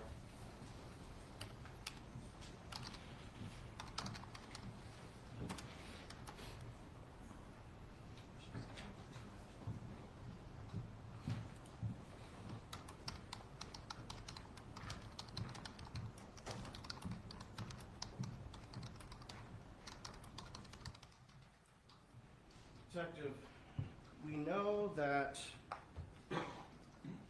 Miss Adelson expected this document back that was written in Drina's notebook because that's what Drina said, right? Correct. But we can't hear what's being discussed on that video. Correct. We have to rely on what Miss Bernhardt says. Correct. Now, you testified on cross that Miss Bernhardt did not know that she was being brought up to the state attorney's office for a meeting on the 20th. I don't believe she knew the date. Yet, when she came, she brought a bunch of materials with her. Correct. And the state attorney's office collected what Drina said they should collect. Correct. Nothing further. Will the detective be recalled by the party? I don't think so, Your Honor. He's released from the state. Defense will do the same, Your Honor. Have a good day. Thank you. Please approach.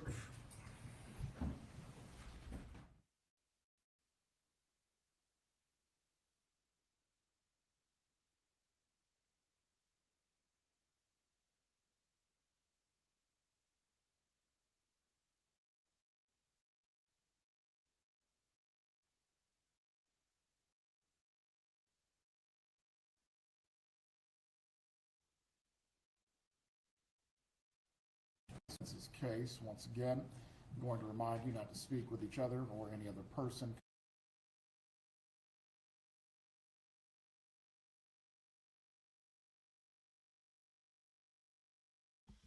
So they ended early? Is that what happened? Little turd whackers. They ended early, didn't they? Ay, ay, ay. I was sitting here fiddling with my nails.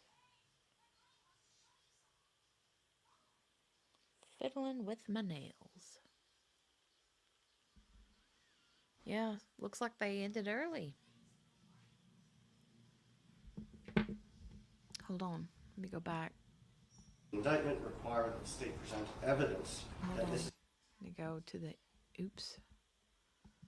Oh, well, why is it doing that? Adelson intended for Mr. Morkill, but even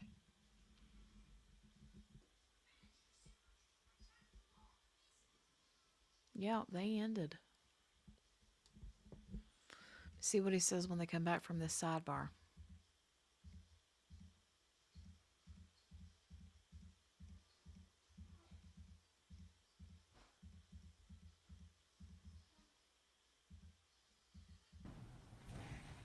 Members of the jury, we are going to go into recess for the trial at this point for the day. We will resume tomorrow with the defense's case. Once again, I'm going to remind you not to speak with each other or any other person.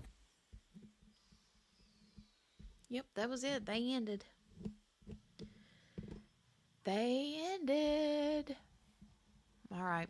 Well, tomorrow I will be on with you guys.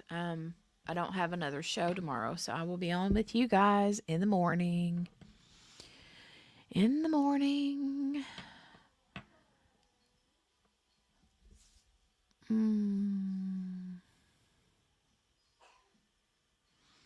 Seems to be blowing up in the defense's faces. Yeah. I mean, according to, like, don't you love it whenever you're like, wait a minute, the state rested. This is the defense's case now, and they're not, it's not going well for them. Not going well for them.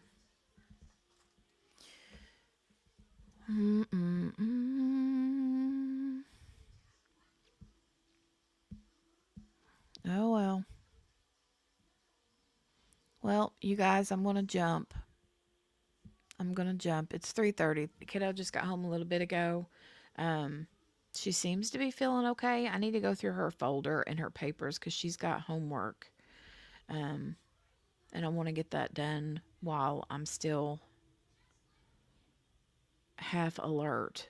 I've been up since 5:30 this morning. I'm tired, and it's been a long day. So, I'll be back with you guys though in the morning. We'll resume in the morning with Adelson. She's addled. They're all addled. Addled in the head. Every one of them. Every one of them. So, he didn't say what time. I'm assuming it'll be, normal time.